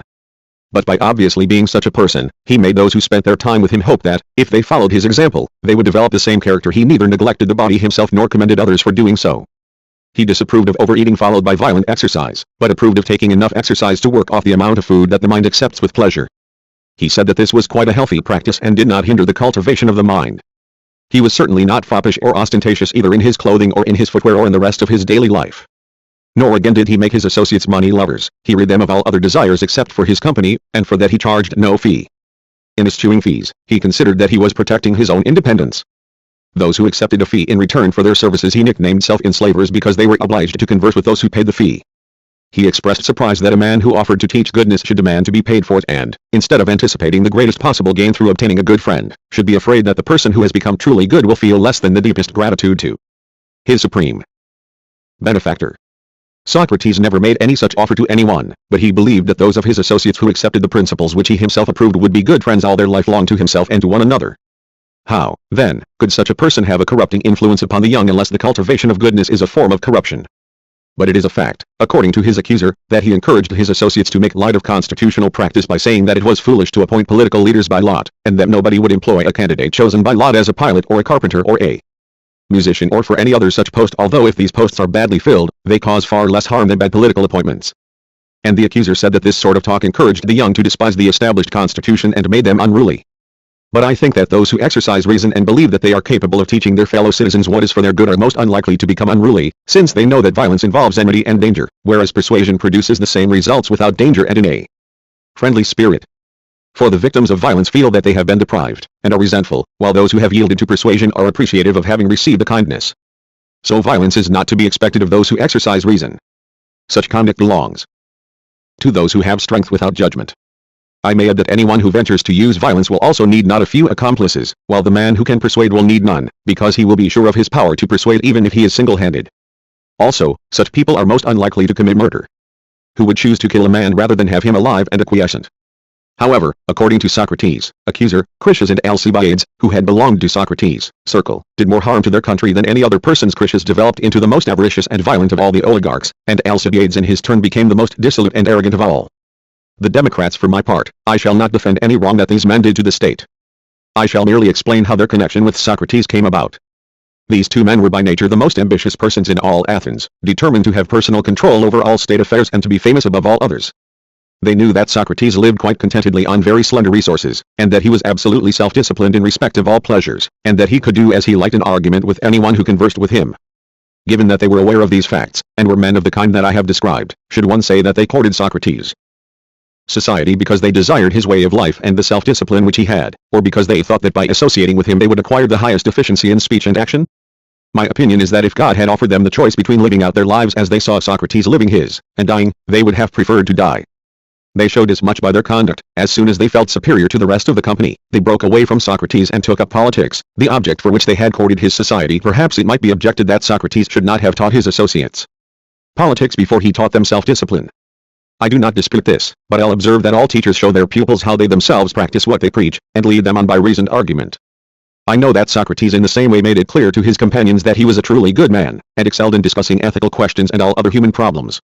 And I know that both those men too were self-disciplined so long as they associated with Socrates, not because they were afraid of being punished or hit by him, but because they thought then that it was best to behave so. No doubt many professed philosophers would say that a just man can never become unjust, nor a self-disciplined man a bully, just as one who has learned any other subject can never become ignorant of it.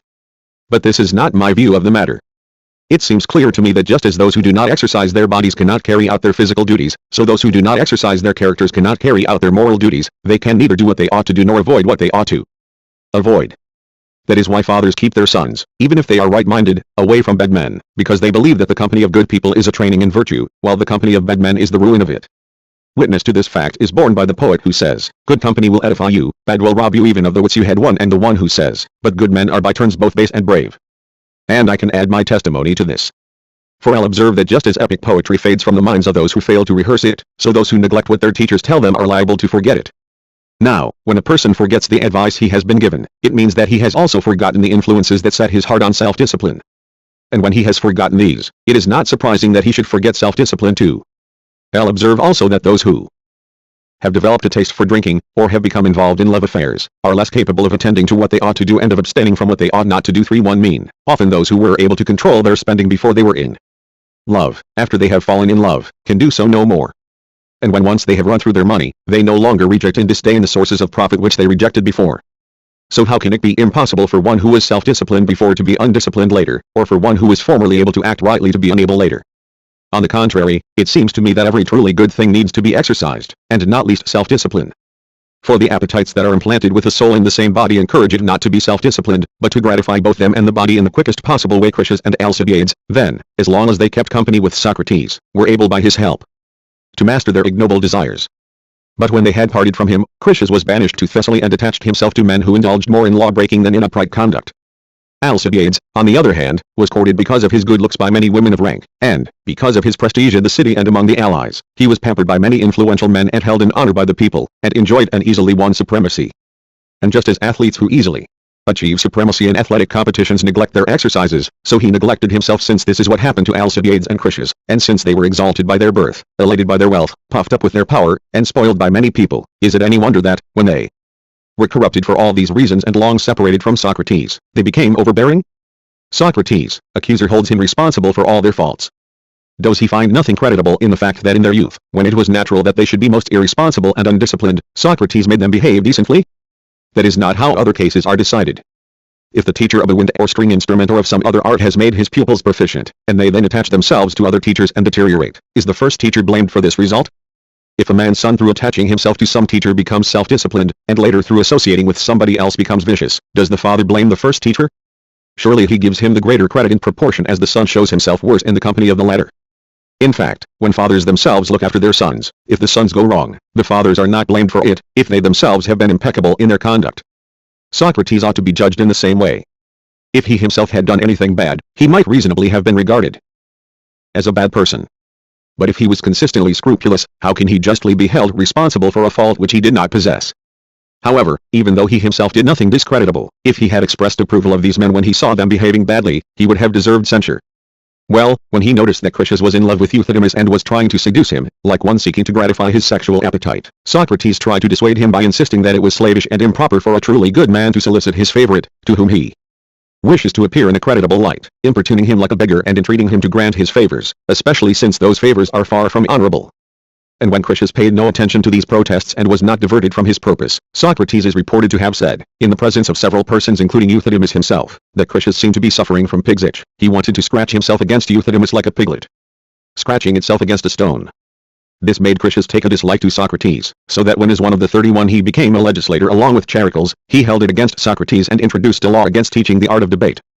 He did this out of spite towards Socrates, since he had no means of attacking him other than misrepresenting him to the public by applying to him the usual layman's allegation against all philosophers.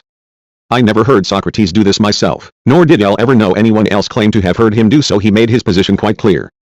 When the 30 were putting to death many of the citizens, and those not the worst among them, and were inciting many others to do wrong, Socrates observed on one occasion that it seemed extraordinary to him that a man appointed to look after a herd of cattle who made them fewer and worse than they were before should not admit that he was a bad herdsman, and still more extraordinary that a man appointed as a political leader who was making the citizens fewer and worse than they were before was not ashamed and did not consider himself a bad political leader. This was reported to the tyrants, and Critias and Charicles summoned Socrates, and, calling his attention to the law, forbade him to converse with the young. Socrates asked them if he was allowed to ask for information about anything in their proclamation that he did not understand. They said he could. Well, said he, 1 am prepared to obey the laws. But in order that I may not unconsciously offend through ignorance, I want you to make this point clear to me. When you order abstention from the art of debate, is it because you think it is accompanied by correctness or by incorrectness of speech? If by correctness, clearly I would have to refrain from speaking correctly. And if by incorrectness, clearly I would have to try to speak correctly. Charicles was annoyed with him and said, as you are so dense, Socrates, we issue you this warning, which is easier to grasp, do not converse with the young at all. Well, then, said Socrates, to prevent any misunderstanding, give me a definition of the age up to which one should regard people as young. Charicles replied, as long as they are considered too immature to serve on the council. On this principle you are not to converse with men below the age of 30, not even if I'm buying something, asked Socrates, and the seller is below the age of 30? Can't I even ask what the price is? 1. Yes, of course you can ask that sort of question, said Pericles. But Socrates, most of the questions you like to ask are ones to which you know the answers. That is the kind you must stop asking. Am I not to reply either? Then said Socrates, when a young man asks me something, if I know the answer, like, where does Pericles live? 11. Or, where's Critias?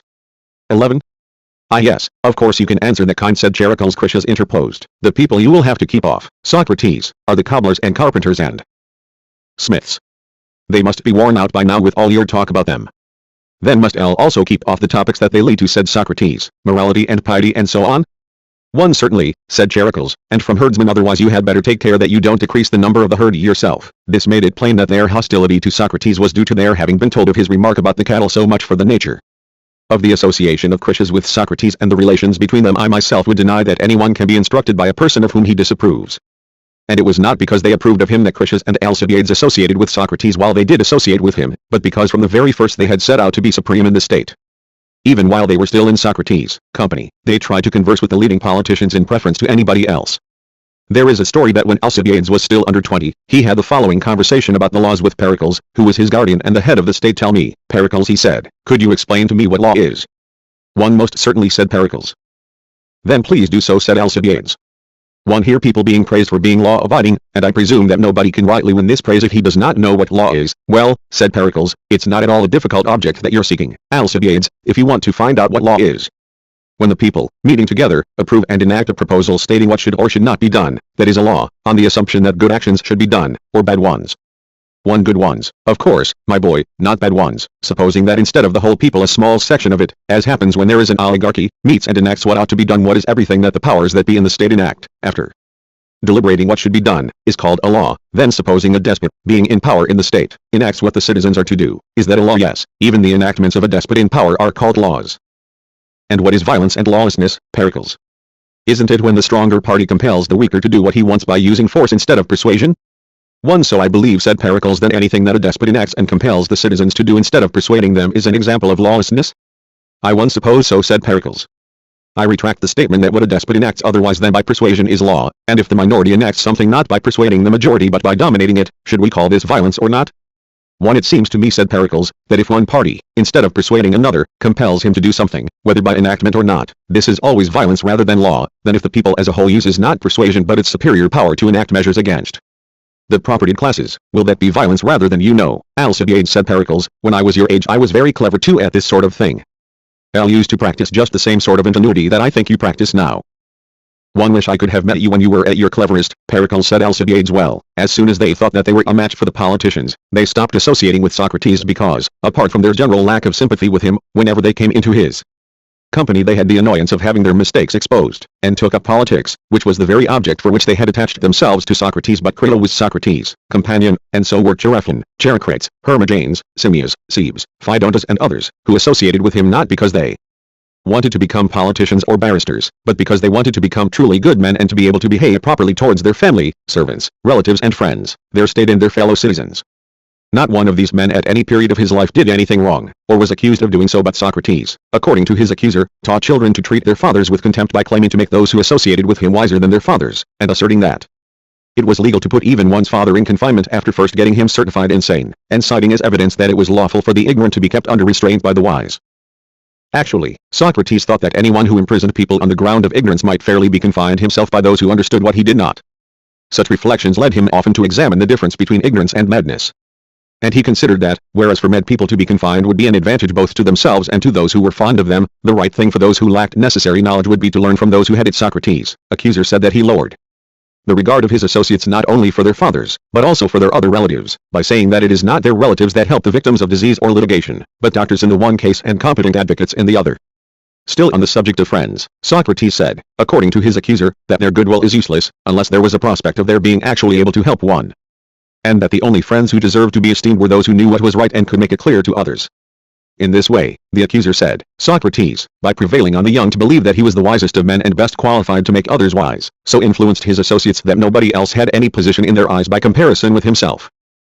I know that Socrates did express these views both about fathers and other relatives and about friends. And what is more, that he said that when the soul, which is the one and only seat of the intelligence, had departed, people lose no time in carrying out and putting away the body of the person dearest to them. He used to say that even in life, although everyone is especially fond of his body, he is ready to give up any part of it that is useless or unprofitable, either removing it himself or getting someone else to do it. People cut their own nails and hair and corns, and allow surgeons to amputate and cauterize with consequential pain and suffering, and feel bound to show them gratitude and pay a fee. And they spit out phlegm from their mouths as far as they can, because its presence there does them no good and is much more likely to harm them. It was not with the object of instructing his friends to bury their fathers alive or cut themselves to pieces that Socrates stated these facts. By showing that what is without intelligence is without value, he was appealing to people to take pains to be as intelligent and helpful as possible, so that if a person wished for the regard of father or brother or anyone else, he might not rely on the relationship and take no trouble, but try to be of service to those whose regard he wished to obtain. Another charge against Socrates was that he used to pick out the most immoral lines of the most famous poets and by using their evidence, taught his associates to be criminals and autocrats. The line of Hesiod, "No work is shame, but idleness is shame," 11 he is supposed to have explained as meaning that the poet bids us shrink from no kinds of work, not even such as are wicked or discreditable, but to do even these for the sake of gain. Actually, when Socrates had agreed that to be a worker was beneficial to a person and a good thing, while to be an idler was harmful and a bad thing, other words, that to work was good and to be idle was bad, he used to add that only those who performed a good action were working and were good workers, while those who played dice or performed any other kind of worthless and punishable action he denounced as idlers. On this basis, "No work is shame, but idleness is shame," would be quite correct. He was also accused of constantly quoting the passage from Homer 1 which says about Odysseus, whenever he met some king, or man of distinction, he would stand there and try to stop him with gentle words. "Sir, you ought not to be scared, like any base coward. Keep a grip on yourself and check the rest of the people." But when he came across a common man and found him wailing, he would lash out with his staff and address him imperiously, "Sir, stop your trembling and listen to the words of others who are your betters. You unsoldierly weakling." Worthless in battle and in council, it was alleged that he interpreted this as meaning that the poet commended the beating of commoners and poor people. But that was not what Socrates meant. If it had been, he would have thought that he ought to be beaten himself. What he did say was that any people who could neither say nor do anything useful, and who were incapable, if the need arose, of helping the army or the state or even the citizen body, ought to be placed under every kind of restraint, especially if they are presumptuous. 2. Even if they happen to be very rich. No. On the contrary, Socrates was obviously a friend of the people and well disposed towards all mankind. Although he gained many admirers, both native and foreign, he never charged any of them a fee for his company, but shared his resources unhesitatingly with everyone. Some people, after getting some scraps of wisdom from him free, sold them to others at a high price, and were not as democratic as he was, because they refused to converse with those who could not pay. But Socrates, even in the eyes of the world at large, brought greater honor to his city than the celebrated Lichas did to Sparta. Lichas used to give a dinner to the foreigners who visited Lacedaemon for the festival of the Gymnopaedia, but Socrates spent his life conferring the highest benefits at his own expense upon all who wanted them, for he never let his associates go without improving them. Since Socrates was as I have described him, in my opinion he deserved to be honored by the state rather than executed. Consideration of the law would lead one to the same conclusion. According to law, death is the penalty for conviction as a thief or pickpocket or cutpurse or housebreaker or kidnapper or temple robber, but Socrates was the last man on earth to commit these crimes. Moreover, in his public life he was never guilty of involving his country in an unsuccessful war, or in sedition or treason or any other calamity. And in his personal dealings he never deprived anyone of a benefit or got anyone into trouble, and he was never even accused of any such action. How, then, could he be guilty of the charge? So far from being an atheist, as was alleged in the indictment, he was obviously the most devout of men. And so far from corrupting the young, as he was accused of doing by his prosecutor, he obviously rid his associates of any wrong desires that they had and urged them to set their hearts on the finest and most splendid form of excellence, which makes both countries and estates well managed. By acting in this way he surely deserved high honor at the hands of his country. I said above that in my opinion he actually benefited his associates, partly by practical example and partly by his conversation. I shall record as many instances as I can recall. As regards religion, anyone can see that Socrates' behavior accorded exactly with the Pythia's advice to those who inquire what they ought to do about sacrifices or showing respect to ancestors or any other such observance. The Pythia replies that they will show proper piety if they act in accordance with the law of the land. Socrates both acted on this principle himself and urged others to do so. And he thought that those who acted otherwise were acting excessively and foolishly. He prayed to the gods simply to give him what was good, recognizing that they know best what is good for us. He thought that to pray for gold or silver or unlimited power or anything of that sort was just like praying for a throw of dice or a battle or anything else with an obviously unpredictable sequel. He thought that in offering small sacrifices to the gods from small resources he was in no way falling behind those who offered ample ones from ample resources. He said that it was a poor thing for the gods if they took more pleasure in great sacrifices than in small ones, because then they would often be better pleased with the offerings of the wicked than with those of the good. And for human beings life would not be worth living if the offerings of the wicked pleased the gods better than those of the good. On the contrary, he believed that the gods appreciated most the honors paid to them by the most devout people. He also used to commend the line "offer your utmost to the immortal gods," and he said that it was also a sound maxim to offer one's utmost to friends and strangers and in all other departments of life. If he thought that he was receiving any communication from the gods, he could no more have been persuaded to act against it than if someone had tried to persuade him to accept a blind guide who didn't know the way in preference to one who could see and did know it. And he denounced the folly of others whose actions go against the gods' communications because they are trying to avoid the disapproval of men. He himself disregarded all human opinions in comparison with the advice of the gods. He disciplined both his mind and his body by a way of life which would enable any mortal human being who followed it to live with confidence and security, and to have no difficulty in meeting his expenses. In fact, he was so economical that I doubt whether anyone could work so little as not to earn enough for Socrates' needs. He took only so much food as he could eat with pleasure, and he was so ready for a meal when he came to it that his appetite was sauce enough. Any drink was agreeable to him, because he drank only when he was thirsty. If he ever accepted an invitation to dinner, he very easily resisted what costs most people the greatest effort, namely, the temptation to fill oneself beyond repletion. Those who could not resist this he advised to avoid anything that impelled them to eat when they were not hungry or drink when they were not thirsty. For that, he said, was what ruined stomachs and heads and characters. He used to say jokingly that he believed Circe turned people into pigs by entertaining them with this kind of fare. And that the reason why Odysseus was not turned into a pig was partly the prompting of Hermes and partly the fact that he was self-controlled and refrained from partaking of the dishes beyond the point of repletion. Such were the views that he expressed on this subject. Humorously but seriously he urged resolute avoidance of sexual relations with beautiful people, because it was not easy for one who became involved with them to preserve self-control. Indeed, on one occasion, when he had discovered that Critobulus the son of Crito had kissed the handsome son of Alcibiades, he said to Xenophon in Critobulus' presence, "Tell me, Xenophon, didn't you think that Critobulus was the sort of person to be more sober than reckless, and more prudent than thoughtless and foolhardy?" "Yes, indeed," said Xenophon. "Well, now you must look on him as a thorough hothead and desperado. He would turn somersaults over sword points and jump into a fire." "Why," said Xenophon, "what have you seen him do to make you accuse him of this?" "One, isn't it a fact," said Socrates, "that he dared to kiss Alcibiades' very handsome and attractive son?" "One, well, really," said Xenophon, "if that's the type of a foolhardy act, I think I might face such a risk myself."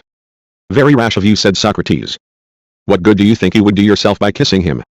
Don't you realize that you would instantly be a slave instead of free man, and spend a lot of money on harmful pleasures, and have no time to take an interest in anything truly good, and be forced to exert yourself for ends that not even a lunatic would bother about?" "One, good heavens!" exclaimed Xenophon.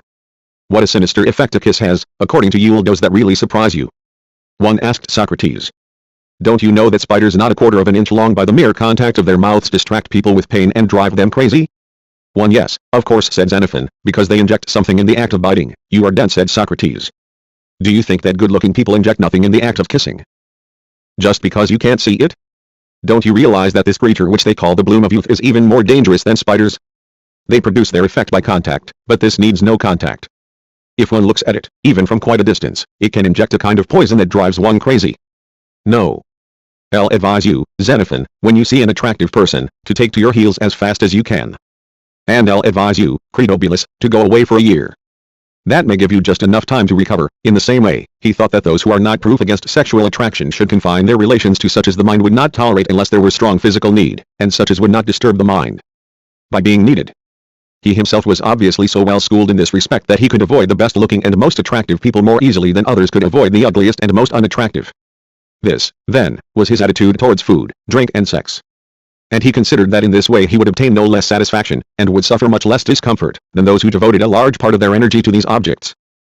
If anybody thinks, as some of the spoken and written accounts of him have held, that Socrates, though excellent at setting people on the road to goodness, was incapable of leading them to their goal, I'll invite him to consider not only the way in which Socrates used to question and refute, by way of correction, those who thought they knew everything, but also the way in which he used to spend the whole day in conversation with the members of his circle. And then to decide whether Socrates was capable of making his companions better men. I shall relate first a conversation about religion which I once heard between him and little Aristodemus, as he was called. Socrates had learned that this man was known for neither sacrificing to the gods nor praying nor using divination, and went so far as to scoff at those who did so. "Tell me, Aristodemus," he said, "have you ever admired any people for their artistry?" "One, yes," he replied. "Tell us their names." "Well, in epic poetry the man I have most admired is Homer, and in dithyrambic Melanipides, and in tragedy Sophocles, and in sculpture Polycletus, and in painting Zeuxis. Which do you think is more admirable, who creates senseless and motionless images, or the artist? One who creates things that are alive and intelligent and active? One, the one who creates live things, by far, provided that they are products of design and not of chance. Some things have no purpose so far as we can tell, and others are obviously useful for some end. Which class do you assign to chance and which to design? One, those which are useful should be products of design. Then don't you think that it was for their use that he who originally created men provided them with the various means of perception, such as eyes to see what is visible and ears to hear what is audible? Take the case of smells. What good would they be to us if we weren't supplied with noses? And how should we perceive sweet and bitter tastes, and all the pleasures of the palate, if the tongue had not been fashioned in us to distinguish them? And apart from these, don't you feel that there are other things too that look like effects of providence? For example, because our eyes are delicate, they have been shuttered with eyelids which open when we have occasion to use them, and close in sleep. And to protect them from injury by the wind, eyelashes have been made to grow as a screen. And our foreheads have been fringed with eyebrows to prevent damage even from the sweat of the head. Then our hearing takes in all sounds, yet never gets blocked up by them. And the front teeth of all animals are adapted for cutting, whereas the molars are adapted for masticating what is passed on to them. And the mouth, through which the things that living creatures like are admitted, is situated close to the eyes and nose, whereas the outlets for excrement, which is disagreeable, are directed as far as possible away from the senses. Are you in real doubt whether such provident arrangements are the result of chance or of design? One no, indeed, he said. Look at this way, they seem very much like the contrivances of some wise and benevolent craftsman, and the implanting of the instincts to procreate, and the implanting in the female parent of the instinct to rear her young, and in the young so reared an intense desire to live, and an intense fear of death.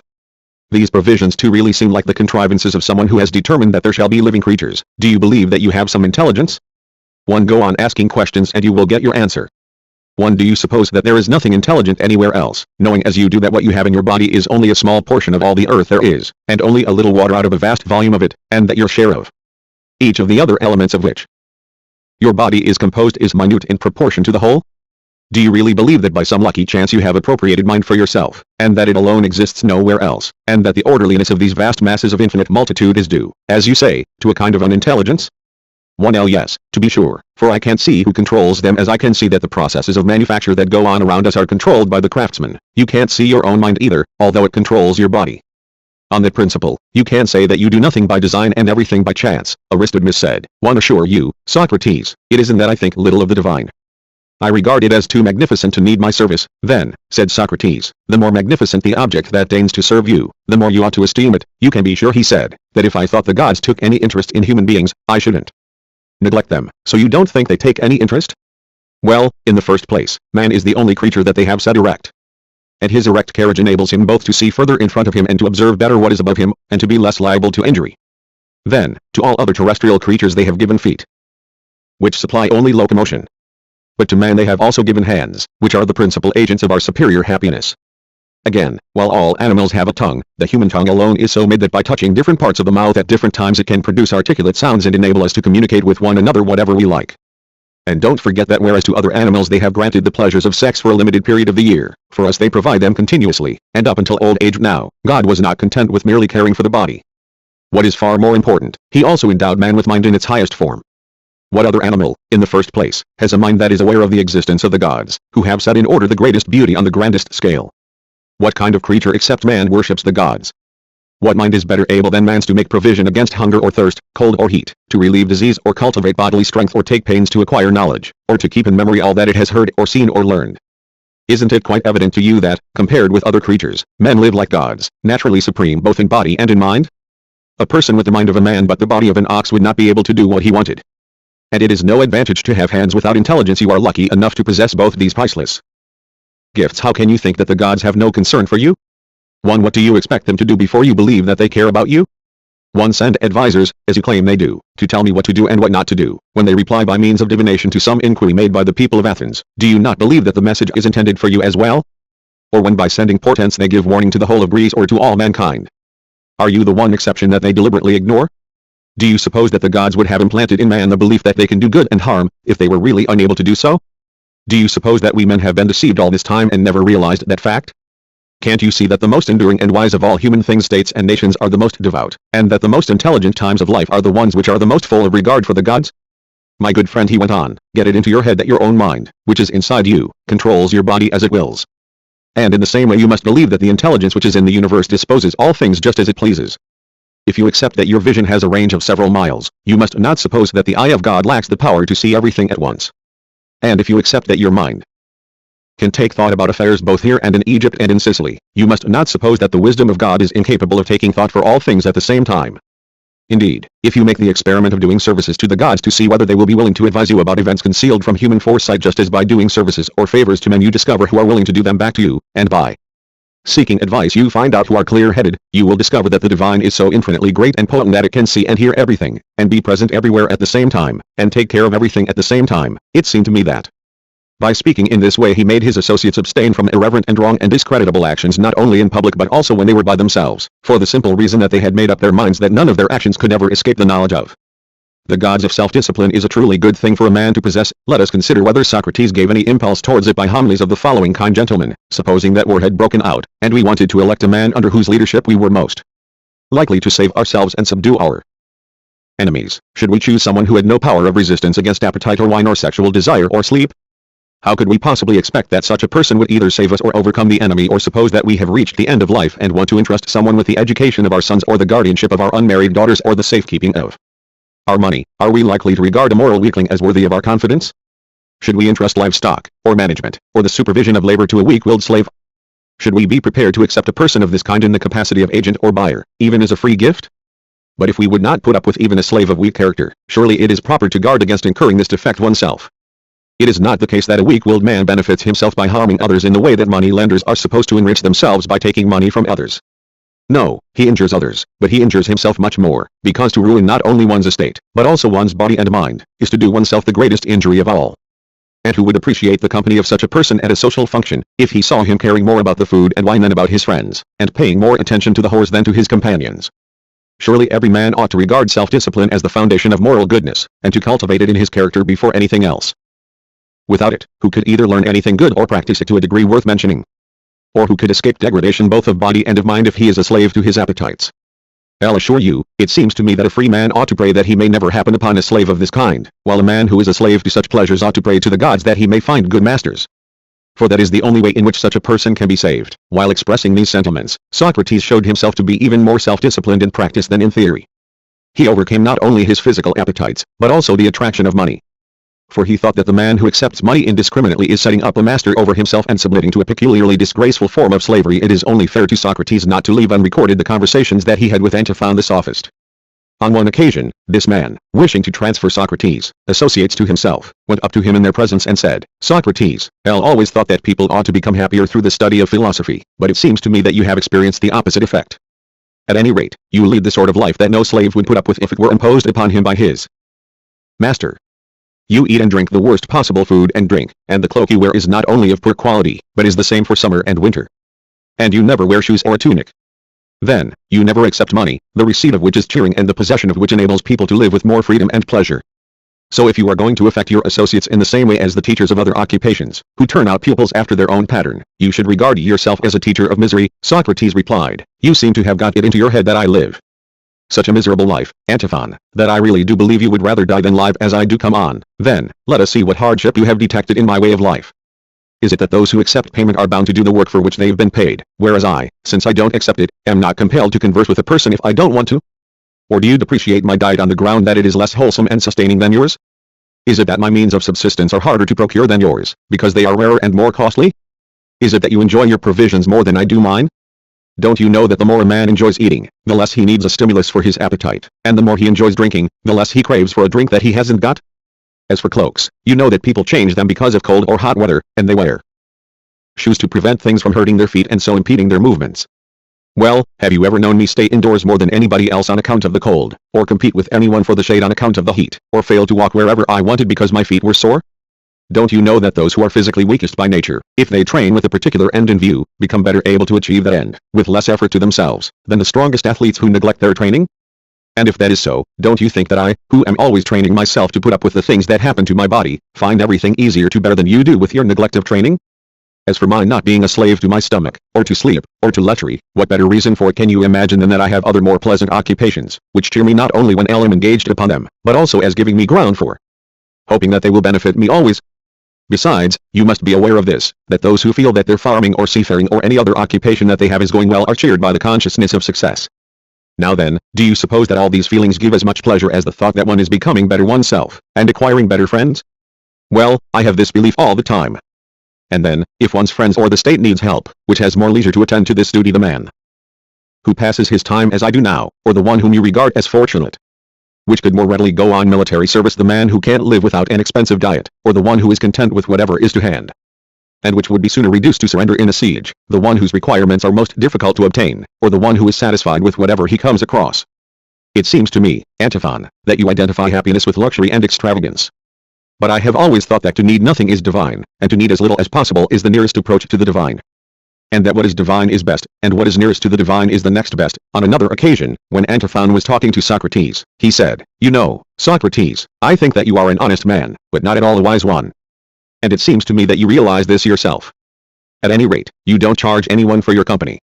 But if you thought that your cloak or your house or any other item of your property was worth money, so far from giving it away, you wouldn't even accept a price lower than its value. So obviously, if you thought that your company was worth anything, you would charge a fee for it no less than its value. Therefore, honest you may be, since you don't deceive with a view to your own advantage. But wise you cannot be, if your knowledge is worthless." To this Socrates replied, "In our society, Xenophon, the same rules with regard to what is creditable and what is not are thought to apply equally to the disposal of physical attractions and of wisdom. A man who sells his favors for a price to anyone who wants them is called a catamite. But if anyone forms a love attachment with someone whom he knows to be truly good, we regard him as perfectly respectable. In just the same way, those who sell wisdom at a price to anyone who wants it are called sophists. But if anyone, by imparting any edifying knowledge that he possesses, makes a friend of one whom he knows to be naturally gifted, we consider that he is behaving as a truly good citizen should behave. As for myself, Xenophon, I take as much pleasure in good friends as other people take in a good horse or dog or bird. In fact, I take more. And if I have anything good to teach them, I teach it, and I'll introduce them to any others from whom I think they will get help in the quest for goodness. And in company with my friends, I'll open and read from beginning to end the books in which the wise men of past times have written down and bequeathed to us their treasures. And when we see anything good, we take it for ourselves. And we regard our mutual friendship as great gain." When I heard him say this, it certainly seemed to me that he was a fortunate man himself, and that he was leading his audience on towards true goodness. On another occasion, Xenophon asked him how it was that he expected to make others politicians when he himself did not take part in politics, if indeed he was capable of doing so. Socrates retorted, "Which would be the more effective way for me to take part in politics, by doing so alone, or by making it my business to see that as many persons as possible are capable of taking part in it?" One, let us also consider whether in discouraging his associates from pretense he encouraged them to apply themselves to goodness. For he always said that there was no better road to distinction than that by which one could become good at the pursuit for which one wished to be distinguished. He used to demonstrate the truth of this statement in the following way. Let us consider, he said, what a man ought to do if he wants to be thought a good musical performer although he is not. Surely he should imitate good performers in respect of the outward accessories of their art. First, as they possess imposing paraphernalia and take round with them a large retinue, he must do the same. Secondly, as there are many who express admiration of them, he must provide himself with plenty of admirers. But actual playing he must never attempt. Otherwise he will immediately be exposed as a laughing-stock, and not merely a bad performer, but an impostor. And yet, if he spends a lot of money and gets no benefit from it, and has besides a bad reputation, surely his life will be laborious and unprofitable and ridiculous. Similarly, supposing that someone should wish to be regarded as a good general or a good pilot without actually being one, let us consider what would happen to him. If he really wanted to be thought capable of such a line of conduct, and could not convince people, wouldn't his position be distressing? And wouldn't it be still more wretched if he did convince them, because obviously if a man who did not know his job were appointed as a pilot or as a general, he would destroy those whom he least wished to destroy, and the consequences for himself would be shameful and disastrous. On the same principle he showed that it did no good to be thought rich or brave or strong if one was not in reality, because people who were in this position were faced with obligations that were beyond their powers. And, if they could not perform them although they seemed to be capable of doing so, they would get no sympathy. It was no slight deception, he said, even to deprive another person by persuasion of a sum of money or an article of value, but it was the grossest deception of all for a good-for-nothing person to convey the false impression that he was capable of directing the state. In my opinion, by conversations of this kind, he discouraged his associates from even making pretensions. Book 2. It seems to me that Socrates also encouraged